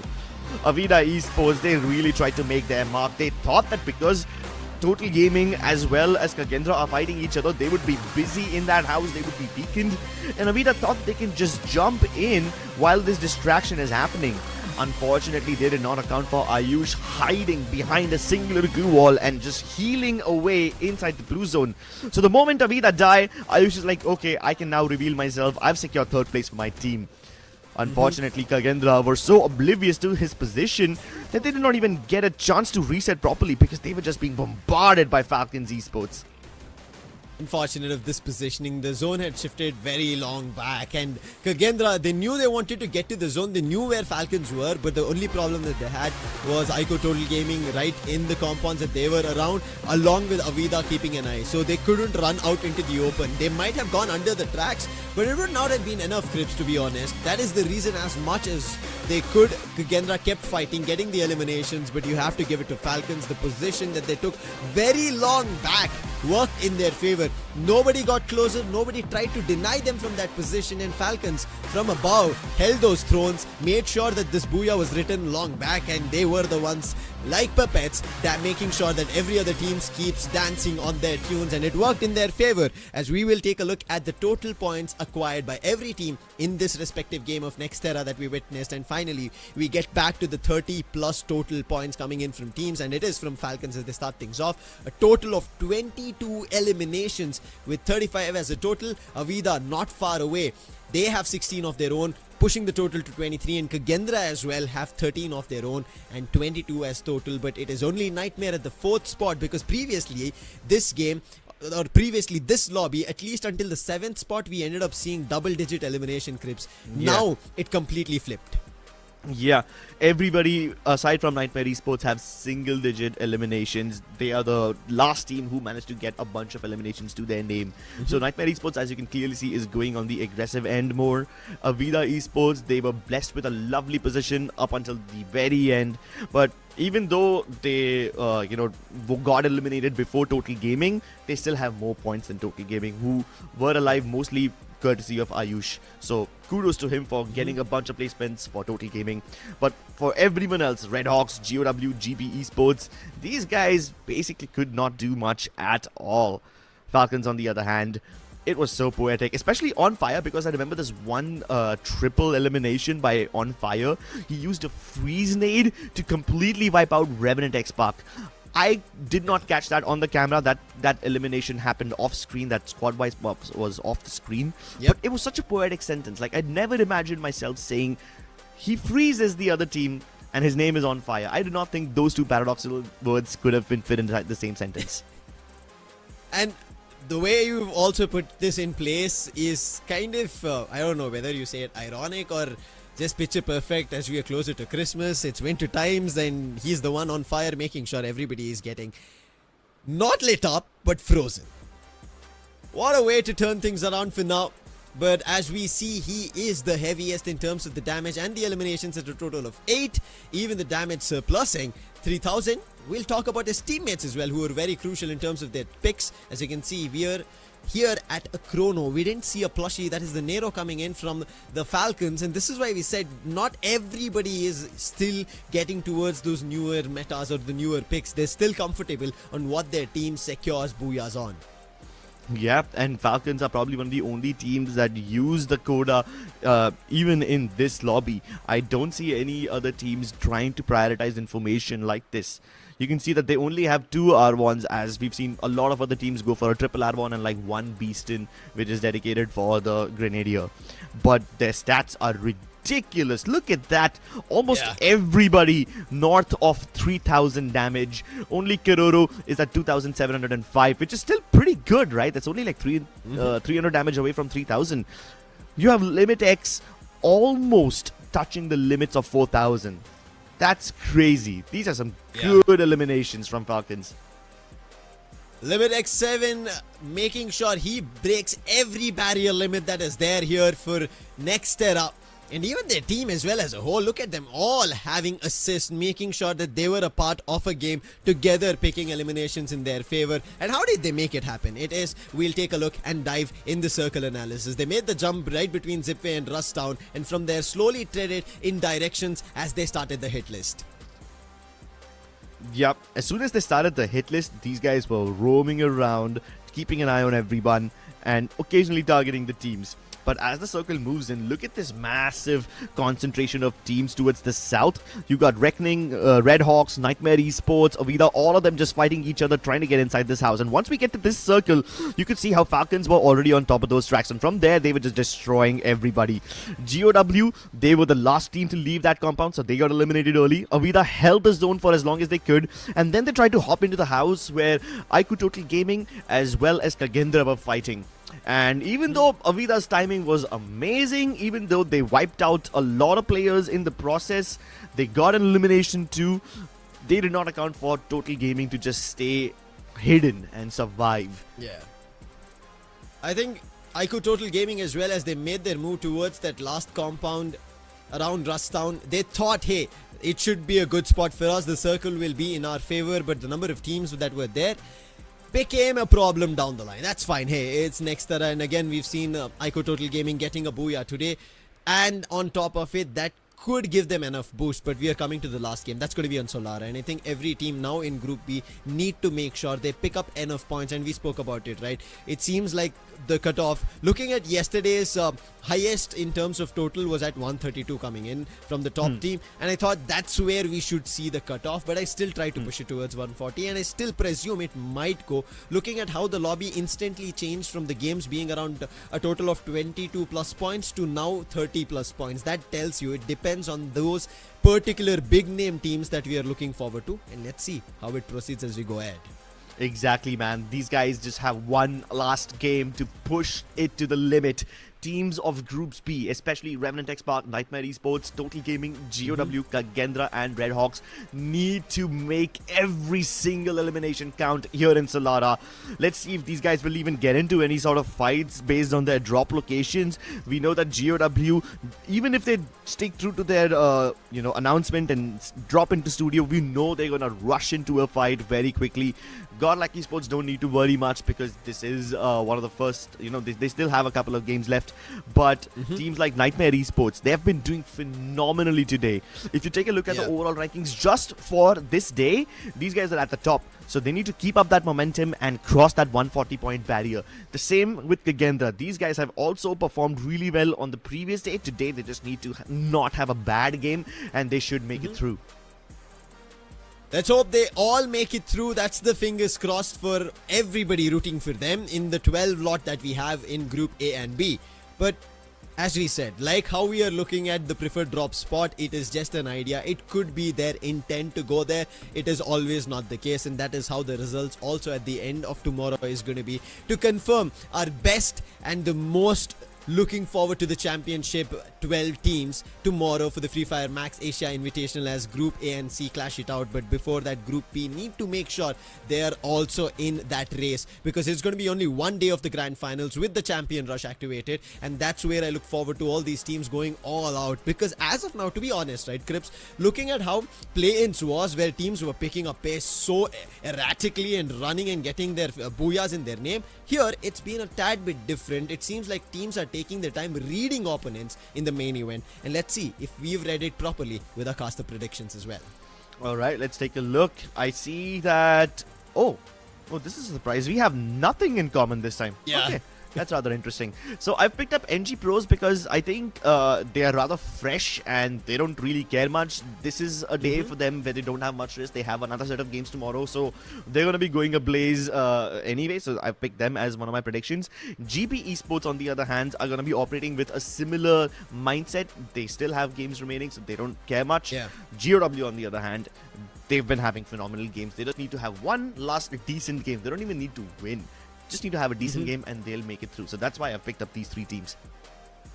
I agree. I think on your picks, it honestly feels like they're ready. They should be the ones. However, a little doubtful on GB because their performance, yes, not the best today, but they're picking up points. On the other end, again, when I look at mine, I'm thought of safe picks. KAGENDRA, Falcons and IQOO Total Gaming. We saw them in the top 3 as well. That it happened in the Nextera game as well. Somehow I have replicated it even in Solara. But this was the only intention, was what Falcons started on Nextera, how we saw them. Should have happened way before when we started things on Kalahari, but it did not happen. And I think it should have happened even at the start of the day when Falcons made their entry itself. A lot of expectations. But it seems like this is them just playing around the minds of the viewers, just letting it be. They settle everybody down in terms of high excitement and expectations. And now, while the day is about to end, they're shooting to the stars and they're going beyond it. 34 in the previous game sets the mark to tell that they're going for a lot more. And look at how well they're positioned. As soon as they knew where the circle was, using the hit list to have an idea about where the opponent is, and when they knew who the hit list was also on, it helped them even better, making sure that that team is in the other direction, I'll move in the other, and it worked for them. Now we will be jumping into the last game, which is going to be Solara, to see if that's going to happen again. And I love Solara simply because it's so easy to rotate around here with those slide tracks. You can third party in really quickly, and I think it's the best way to end the day. I think that we should have Solara at the end on every single match day that we have, because this is the most action-packed map in my opinion, and for all these teams in Group B, they are just gonna go berserk. Falcons, they are playing with the champion rush condition mindset. We haven't really seen them go absolutely ham, but I think we'll see that later. For now, I just suppose every team is just gonna throw caution to the wind and run it down, jump down the throats of their enemies. And they've done, two of them, Delta, Isle and Windmill. Reckoning as well as GOW on the other end, Revenant, XSPARK as well as AVIDA. And there is a cluster a little bit towards Nightmare, Total Gaming and GB. And we jump down to Reckoning versus GOW. Right as now, we've not found the first elimination of the lobby yet, but only damage is being exchanged. GOW know this is their last game of the main event, and they need, and they would want, if likely, to end on a booyah, making sure they've secured their qualification, but it could not just bank on a booyah as of now. GOW have been given plenty of time to reset. Reckoning, on the other hand, they are going towards the outskirts of this place. UAV deployed by GOW, that's gonna be nice. They will get information. Meanwhile, Revenant, XSPARK versus AVIDA has also started to brew up on the other end. Oh my lord, what am I watching? Or rather, what am I not watching? Revenant, XSPARK instantly out? Oh boy, that's a bummer. 0 points for them. And they were in Group B. It looks unlikely. It looks a little more scary for them. This is the reason I said how GOW are playing. They're making sure they make a wait for this. They know what they're dealing with. They do not want to go jump in blindly. And Red Hawks are also trying to do the same. They're hitting on GB Esports. For GB, they still have another day. Red Hawks, they don't have. Yeah, Red Hawks also, they don't have many more games remaining. So, while they have all 4 of their players back up online, I don't think they can afford any casualties early on. Total Gaming don't really need to worry all that much. They've got plenty of points in the bag. Red Hawks, on the other hand, he gets a knock onto Aztec. And this fight between Reckoning and GOW, which has been going on since a year right now, it feels like, finally steps into action. Donut trying to escape inside the other room. Dion, hot pursuit. He does get the knock onto him, but instantly gets traded out. It's a 1v2. Ninja and Boats are just around the corner. Ninja lands the final blow, and GOW are out. The team that I expected to be the elimination incarnate in this game, they've been taken out instantly. And even Red Hawks are out. Oh my god, 3 teams from Group B are out of the picture, Lucifer. That's the end of the road for them. I am surprised that this happened. I was just complimenting, thinking they were playing a lot more tactically. And 2 teams from Group B are out. GB Esports, they get eliminated by a mix of 2 teams. GODLIKE as well as NG Pros, and now it makes them meet and greet each other. But Yogi, he couldn't connect his shots, and NG Pros, now they have a good time. Do they jump towards GODLIKE? It seems like yes, they decide, because they want to completely wipe out. They have not gotten a booyah today. They have to and would want to get a booyah here in the main event as well. NG Pros and GODLIKE Esports, I've been waiting to see their clash. These guys have been absolutely aggressive against everyone in the lobby except themselves. Except each other, rather. NG Pros, they know that Nancy has taken into the fence. Aztec follows him. Does he see Nancy on the other side? Nancy just about gets away. Marco has been spotted on the other end of the building. So Anubhav and Cropsy go in for the chase. Cropsy with that Max 7 almost got the knock onto him, but then puts up a glue wall.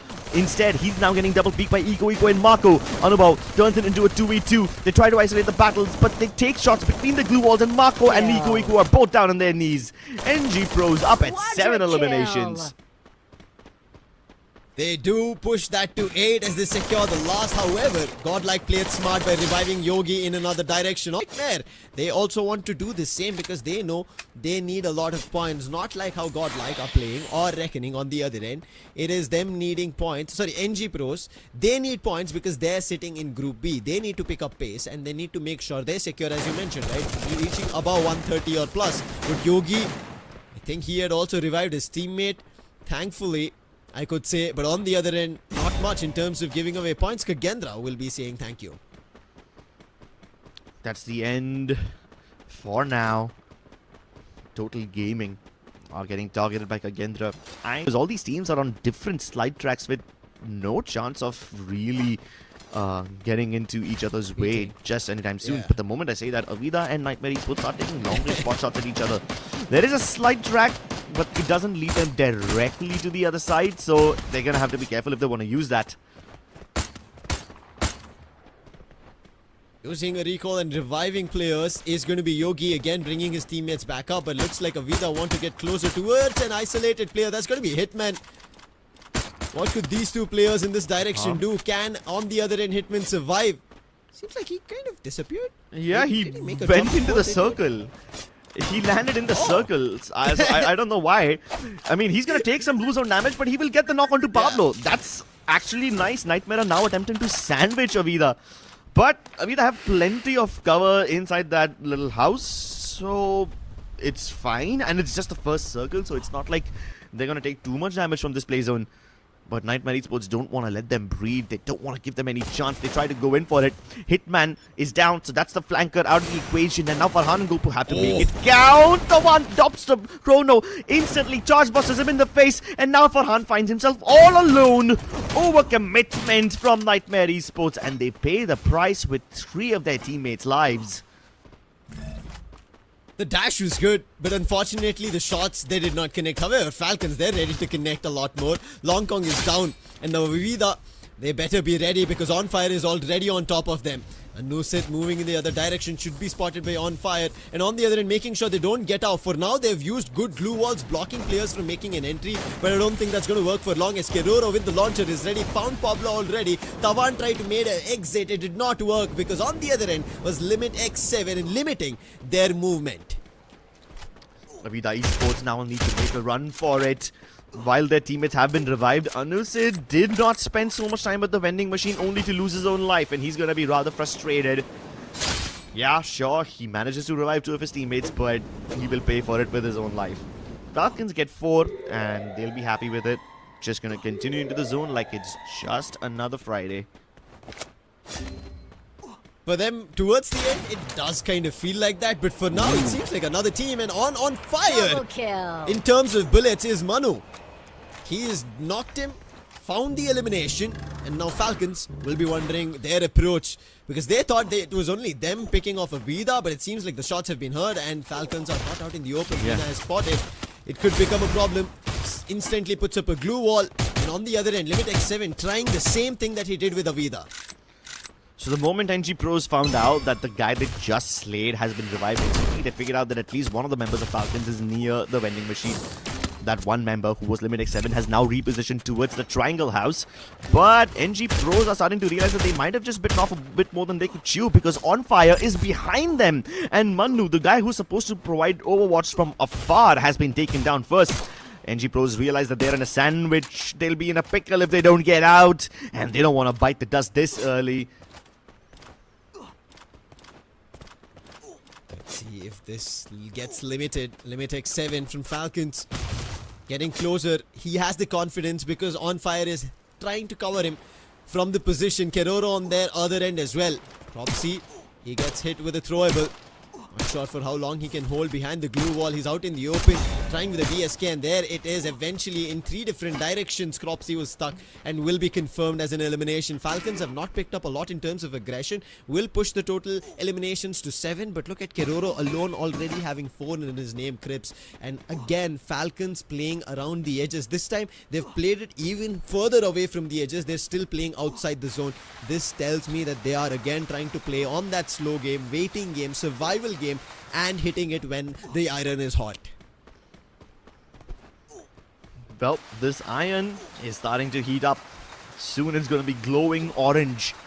And the team that swings the hammer first will get the advantage. Take a look at the circle. So many teams left outside. Reckoning Esports sliding in towards Archway. Falcons, they have a long way to go.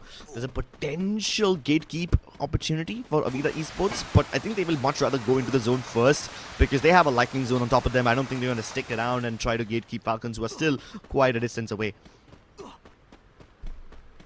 Reckoning, they're also quite a distance away from the circle itself, but their strategy also seems trailing around the edges. But making sure not keeping a trail is going to be KAGENDRA, as they want points. It's their last game as well, and they're picking on NG Pros.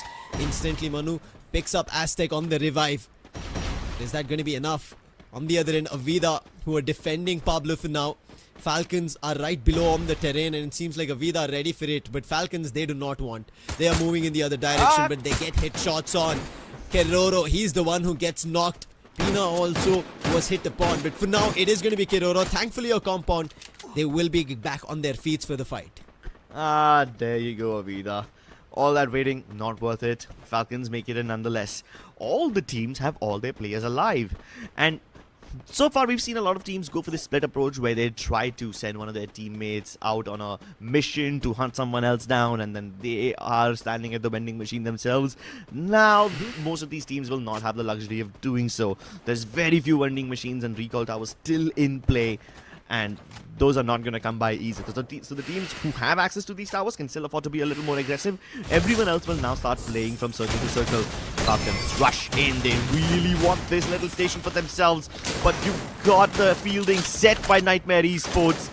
Can they hold its crossfire? They maintain it. No, they can't. Kiroro blows up Farhan and instantly drops the Trine Turner. He manages to get the res onto Pina as well. All those efforts from Nightmare Esports are going down the drain. That crossfire has been brought down to naught because Falcons don't suffer any casualties. On the other end, AVIDA making sure they keep the casualties ongoing. They put players from NG Pros in trouble. Grab the eliminations, push it to 9.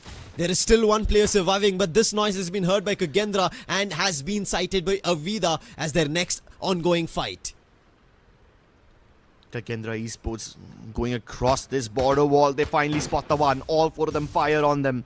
The one puts up 2 glue walls just as an insurance policy, and now they're trying to pressure KAGENDRA from both the sides of this trailer. Lot of freeze bombs. I hope KAGENDRA brought their jackets. Yep, there's the flame to keep them warm, help them go ahead. Dead and Kiba make their dashes close in the distance, trying to sandwich Pablo and the one, but they both fail. Kiba with the M590 does get one, but Blanco comes with the instant trait. Anusit doesn't have the angles, has to fall back. He's trying to go across, but Anusit doesn't make it across. KAGENDRA, Jojo finally gets one more shot across, and Jojo with the final nail in the coffin takes a headshot onto Long Kong, and that's AVIDA eliminated. And despite their best efforts, they cannot gatekeep KAGENDRA. KAGENDRA needed this. That's the reason their aggression trailed so hot. The way they just jumped into the fight and then hot trail that mix for his teammates, it worked out in their favor. But they did lose a player. They still have time to get that player back up. They have to wait for it, however. But they keep the fight ongoing. Jojo with the gets a knock on Falcons, and the player was in the other direction instantly gets revived. However, Manu could not be said with the same thing. He's stuck, and he will eventually be cleared off. But that was stolen from Total Gaming. And on the other end, now Falcons are stuck as the zone's closing in. No compounds, just a couple of boulders in front of them, and KAGENDRA do not want them to climb this terrain. Yeah, they're forced to use the monster truck as their only piece of cover.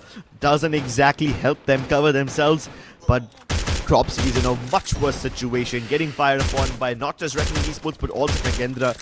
And now Reckoning need to make their way into the zone. They're just inches away from safety, but IQOO is starting to feel threatened. How much longer will GODLIKE continue ratting in Kalahari? And this game, they have been just down to 1 player, and that one guy must burden all this responsibility.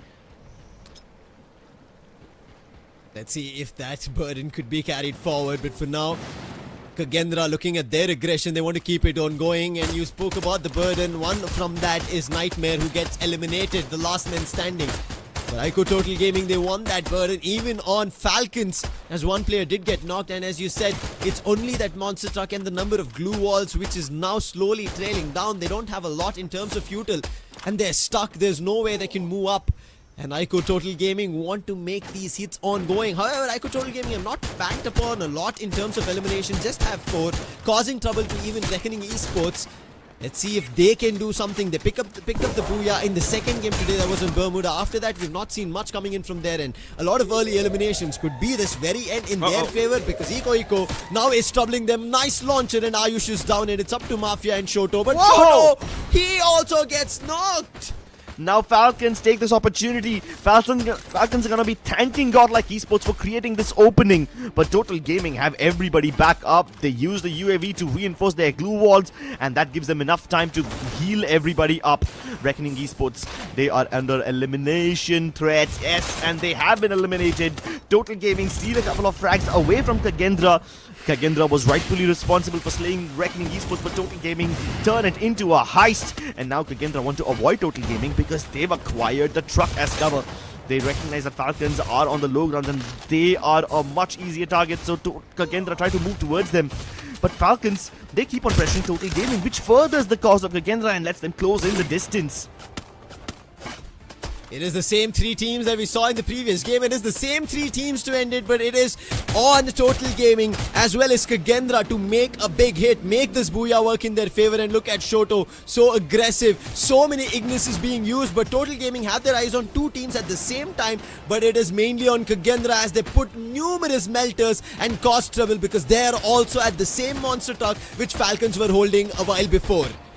Total Gaming is the only team over here alongside KAGENDRA who have the risk of running, of this being their last game. Falcons have all of tomorrow to make it work, so they want to close this day on a high. But for Total Gaming, this is their last chance, and they've got the numbers advantage. They must do everything in their power to close this run on a high. And Delete starts off with a lovely shot onto Pina. Keroro is also going to be taken down by a skill, but Keroro puts down a landmine before he finally bites the dust, which will help On Fire get another elimination onto Ayush. He even manages to confirm that frag with the glue walls. Meanwhile, Total Gaming did go for another res, and that's going to be the cue for Keroro to continue moving on, but he cannot clutch it out. Total Gaming, they go big in their last game. They had to, it got way closer.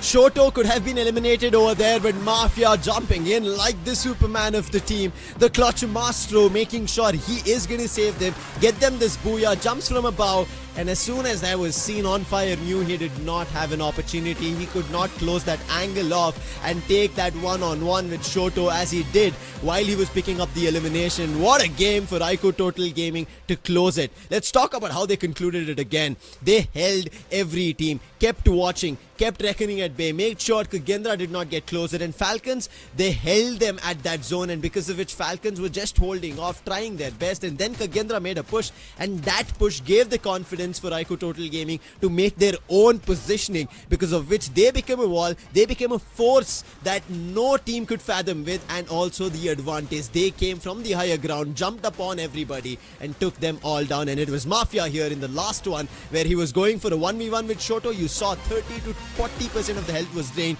and Mafia with the last blow, making sure the Booyah is for IQOO Total Gaming. IQOO Total Gaming stands strong.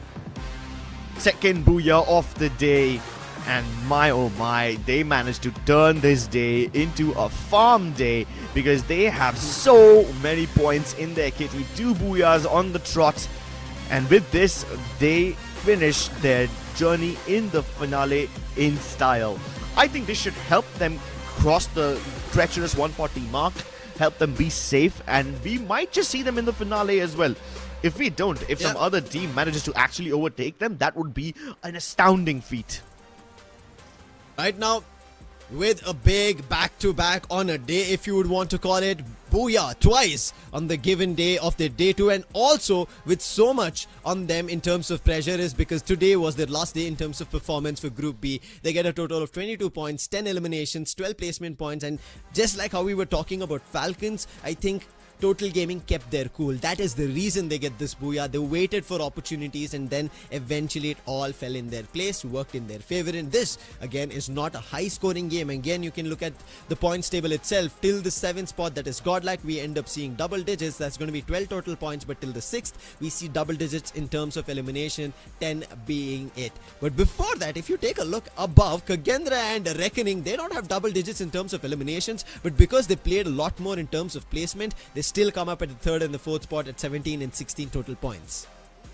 But I do feel really bad for teams like GB Esports, REVENANT, XSPARK and Red Hawks. At least GB Esports might just get another chance tomorrow, but the other 3 teams, that's going to be the end of their journey over here, so I don't think they stand much of a chance to make it into the finale. At least GOW have had a fantastic day, so even if they lose out, as one of the first teams to go out in this last game on Solara, I think they can tank that loss. Kudos to Delete over here because he's the MVP of the team, dishing out 2,889 damage with 5 eliminations to his name. Delete making sure everything works in his team's favor.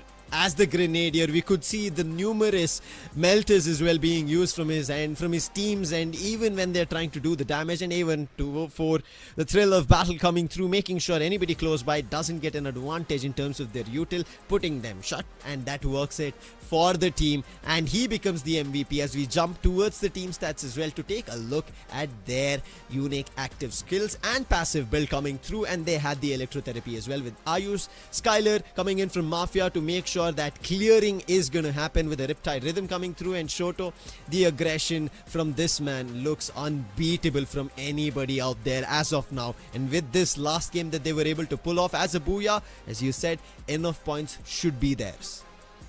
Yup. These guys, they go around changing their team composition. Lovely use of the A124 as well as the Cassie to keep the heals coming. It is very weird to see Total Gaming not use that Chrono Shield because they were using that bubble so well during the FFMAI.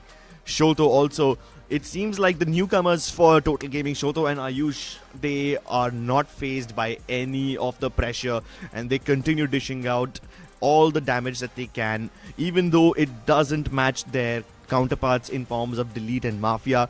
You have to give credit where it's due. Obviously, Delete and Mafia, the more experienced members of the team will have significantly more damage, but even then, Shoto and Ayush managed to lift their own weight. I think this was very similar to how we ended up seeing players from, if I'm not wrong, PE Sports, because the assaulters were in terms of an attention seeker, running rampant in front of the opponent's screens, making sure the shots aren't taken upon them. That gives the clearing that I spoke about, where Mafia and Delete could find a lot in terms of the knocks or the eliminations, which they do share. Now let's talk about how IQOO Total Gaming were able to grab the booyah in the circle analysis. I could see they did make their jump, grabbed their spot, turned around all the way from studio and held there for a long time. As soon as Dinoculars was used on them, they started making their way into the center, and you could see, I think IQOO Total Gaming knew that they did not want to pick up a lot of fights in their favor, so they just held the center of the circle, waited for everybody, and that is the reason as well. They knew what this last game meant, and they waited for every other team to fight amongst themselves. As you can see, everybody has almost traversed half of the circle, whereas Total Gaming kept their position till the very end. Yeah, and AVIDA Esports were roaming all around the map trying to get as many eliminations as possible. Same with KAGENDRA Esports, picking up 5 eliminations in the 4th circle and 2 more before they eventually bit the dust in the end. It's only FALCONS and Total Gaming who made it all the way to the end, and FALCONS did their share of aggression in the 2nd circle itself. They didn't do much in the 4th and the 5th circle, so that's why they were also rather silent.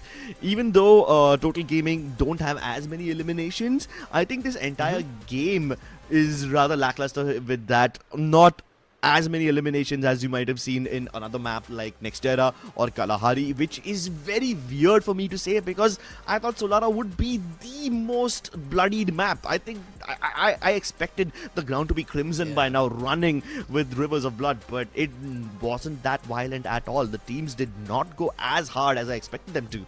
So I guess you can see that there was a bit of a spectrum over here, right? You have teams like KAGENDRA who don't have much to lose. They have had a pretty good tournament so far. They are like, okay, last game, let's just go all out. And KAGENDRA get a bunch of eliminations on the trot. But then teams like Total Gaming, they treat the last game as an opportunity to farm placement points, and they played rather safe. So two very distinct and different ideologies over here adapted as we see the end of Group B matches. And as we've come to the end of Group B matches, it's time to talk about the cutoff points, right? Yeah. Speculated around 135. Is that the case, is what we are going to be wondering about when we see the standings itself. Will that be the case? Is it going to be enough? Because again, today's at least ideology was that it could be around 135. It could, again, telling you all, remind and change tomorrow as well when we end up seeing Group C. But for now, I think the main criteria or the main light to be shed on is going to be on all the teams from Group B. If they did enough to get closer to the 135 points, especially the teams who went out super duper early. Red Hawks, REVENANT, XSPARK, who ended up losing early. GOW, who we thought had an opportunity against Reckoning, but they get wiped. And have they picked up enough points? Now, going back to what at least GOW did, they had enough points, Clips. To be honest, they were sitting at the day standings towards the top. So they should have done, but who knows? Cannot say the best until we have the overall result tomorrow as well. But let's see if that is the case today's in terms of 135 that we have seen. Yep. So far, all the talents have predicted it somewhere around 135. I would like to encourage all the audience members also to put their prediction of the cutoff score in the chat.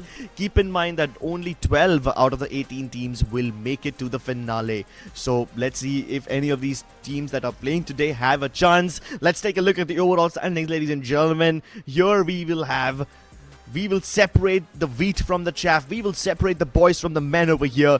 And so far in the overall standings, you can see that Total Gaming, KAGENDRA, GOW, Nightmare Esports, Biggitron, Team Falcons, REVENANT, XSPARK, NG Pros, PE Sports, DRS, Red Hawks and AVIDA are present. Now, keep in mind that all of these teams don't have their journey ending today. So the teams of Group B especially, you need to take a look at their scores and see whether or not they'll make it. You could see all the games played in that first column, and you could see the 12, right? Nightmare, GOW, KAGENDRA, IQOO Total Gaming should be good.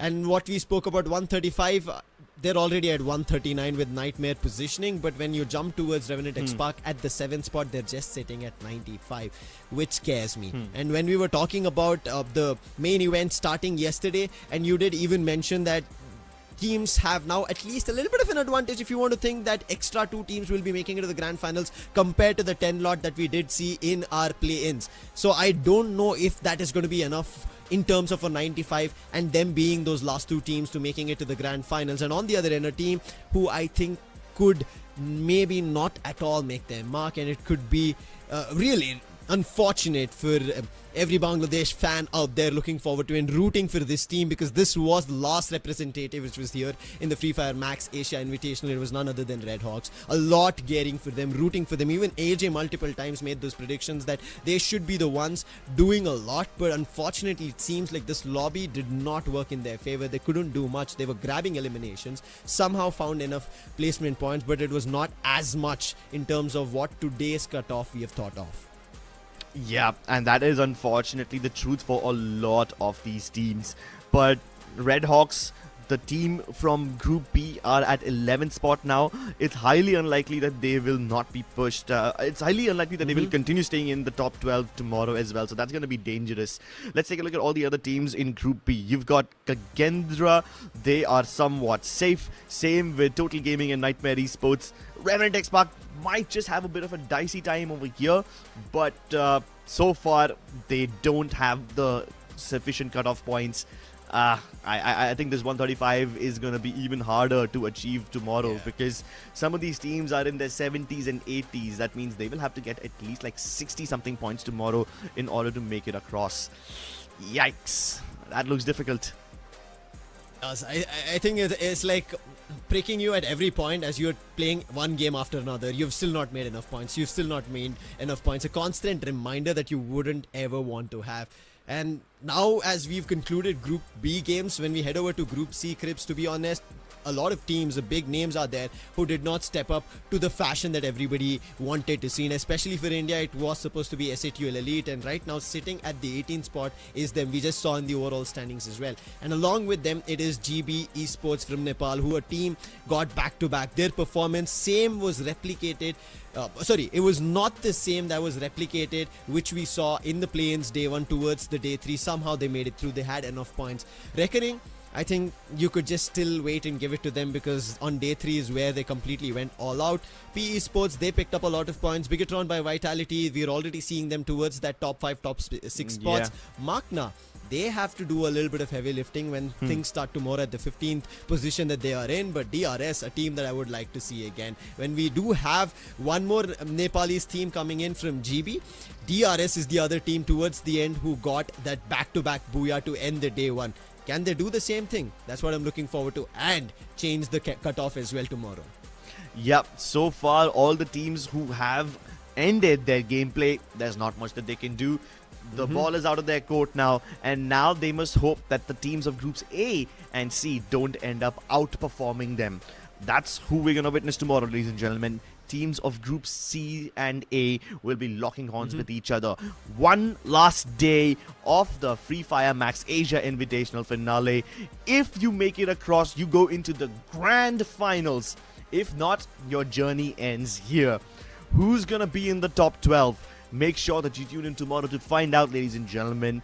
This is it from our side today, but I assure you that tomorrow you are gonna see some heart-pounding, sweat-inducing, high-octane Free Fire Max action. So tune in at the same place at the same time. See you again. See ya.